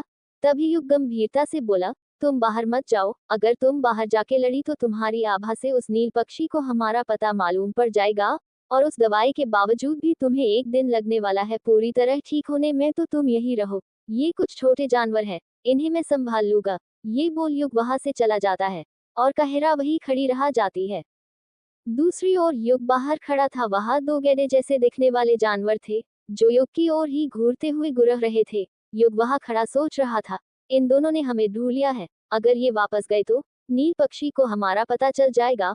और काहिरा अभी इस हालत में नहीं है कि वो नील पक्षी से लड़ाई कर सके, पर मैं इन्हें मार भी नहीं सकता, अगर मारा तो। वो ये सोच ही रहा था कि एक जानवर उस पर हमला कर देता है और दूसरा जानवर वहां से भागकर नील पक्षी को युग और काहिरा का पता बताने जा रहा था। वो जानवर जो युग पर हमला कर रहा था, वो जैसे युग से टकराने वाला होता है कि तभी युग वहां से गायब हो जाता है और सीधा दूसरे जानवर के सामने दिखाई देता है और सीधा एक लात उसको मार देता है, जिसकी वजह से वो सीधा पहले वाले जानवर पर जा गिरता है जो युग की तरफ ही आ रहा था। तभी वो जानवर चिल्लाकर दूसरे जानवरों को संकेत देने जा रहे थे कि तभी युग गुस्से में उनकी ओर देखता है। उसकी आंखें नीले रंग में चमकने लगती थी। वो जानवर कुछ समझ पाते कि उससे पहले ही युग अपनी तलवार निकलता है और उन जानवरों के सैकड़ों टुकड़े कर देता है। ये सब इतनी तेजी से हुआ था कि वो जानवर एक बार पलक भी नहीं झपका सके। वहां गुफा के अंदर काहिरा इधर उधर चक्कर काट रही थी। उसके चेहरे पर युग के लिए फिक्र साफ दिख रही थी। वो धीरे धीरे बड़बड़ा रही थी, इतनी कम उम्र का एक मामूली योद्धा है, फिर भी इतना बेरहम है। बड़ा आया मेरे सामने महान बनना चाहता है। कहाँ है ये, अभी तक वापस नहीं आया, बाहर जाओ क्या? ये बोल वो जैसे ही बाहर की ओर देखती है तो उससे युग अंदर आता दिखता है। युग का चेहरा पीला पड़ा हुआ था। उसके कोट के खुले बटनों में से दिख रहे पेट और सीने पर बहुत से कटने के निशान दिख रहे थे, जिनमें से खून निकाल रहा था। युग की आंखें थोड़ी थोड़ी बंद हो रही थी, उसके चेहरे पर दर्द भारी मुस्कान थी। वो धीरे से बोला, एक बार फिर तुम्हारे लिए ये सब काहिरा। ये बोल वो बेहोश होके गिर जाता है, पर काहिरा उसे संभाल लेती है। युग काहिरा की बाहों में था। एक अनजान लड़की शशि से उसकी जड़ी बूटी छीनना चाहती थी, पर शशि गुस्से में उसे थप्पड़ मार देती है। इसलिए वो लड़की अपने प्रेमी से कहती है, इसका सर धड़ से अलग कर दीजिए। ये सुन वो लड़का गुस्से में आगे बढ़ता हुआ शशि के पास जाता है और तलवार से एक जोरदार हमला शशि की गर्दन पर कर देता है। तलवार को आता देख शशि की चीख निकाल जाती है। शशि की आंखें बंद थी। जब उसे कुछ देर तक दर्द का एहसास नहीं होता है, तो वो आंखें खोलती है। वो तलवार शशि की गर्दन से कुछ ही दूर रुकी हुई थी। वो देखती है कि वहां अबीर खड़ा था, जिसने अपनी 2 उंगलियों से तलवार को रोक रखा था। अबीर अपने दूसरे हाथ से शशि को पीछे करता है और 2 उंगलियों से उस लकड़े की तलवार को पीछे झटक देता है। तभी अबीर शशि को देखते हुए कहता है, शशि क्या तुम ठीक हो? शशि मुस्कुराते हुए हाँ में सिर हिला देती है। तभी पीछे से वो लड़का अबीर पर हमला कर देता है। उसे लगा था कि अबीर का ध्यान दूसरी तरफ है, तो वो आसानी से उसे हरा देगा, पर उसकी तलवार अबीर तक पहुंचती कि उससे पहले ही अबीर के हाथों का निशान चमकता है और उसके हाथ में वही लावे जैसी लाल और शीशे जैसी पारदर्शी तलवार आ जाती है। अबीर पलक झपकते ही उसकी तलवार के कई टुकड़े कर देता है। अबीर की ताकत देख उस लड़के के चेहरे पर डर दिखने लगता है। तभी वो लड़की अबीर के पास आती हुई कहती है, आप इतने खूबसूरत जवान और तो और इतने ताकतवर हो, आप हो कौन कहीं के शहजादे लगते हो। ये सुन अबीर कोई प्रतिक्रिया नहीं देता, पर शशि अबीर के आगे आते हुए कहती है, ये मेरे प्रेमी है, तुम इससे दूर रहो। ये सुन अबीर शशि को एकटक देख रहा था, पर वो शशि की बात को झुठलाता नहीं है।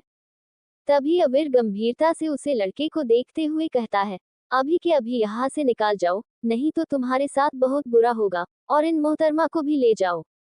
कुछ देर बाद काहिरा युग के पास आती है। युग वहां बैठा काहिरा के हाथ में मौजूद लकड़ी में फंसे मांस को देख रहा था, जो एकदम काला पड़ गया था। उसकी तेज गंध आ रही थी। तभी काहिरा एक लकड़ी युग की ओर बढ़ देती है, जिसमें मांस के जले हुए टुकड़े थे। युग अपना थूक गटकते हुए काहिरा के हाथ से वो मांस से भरी लकड़ी ले लेता है और उसको देखते और सूखते हुए कहता है, ये क्या है और इसका क्या करना है। तभी काहिरा मुंह बनाते हुए युग को घूर कर कहती है, तुम्हारे लिए यही अच्छा होगा कि चुपचाप इसे खा लो, नहीं तो जब मैं ठीक हो जाऊंगी तो मेरे हाथों मरने वाले पहले इंसान तुम होंगे। ये सुन युग एक बार काहिरा को देखता है और फिर उस जले हुए मांस को देखते हुए कहता है, इसे खा के मुझे कुछ हुआ तो मेरी मौत की जिम्मेदार तुम ही होगी। ये बोल युग जल्दी से एक दो निवाले खा लेता है। वही काहिरा भी युग को घूरते हुए हुए खा रही थी। तभी वो युग को देखते हुए बोली, युग क्या तुम्हें इसे खा के कुछ अजीब सा नहीं लग रहा? काहिरा को थोड़ा थोड़ा नशा सा हो रहा था। तभी युग मुस्कुराते हुए कहता है, तुमने जो बनाया है अजीब सा तो लगेगा। वो ये बोल ही रहा था कि उसे भी कुछ अजीब सा महसूस होता है।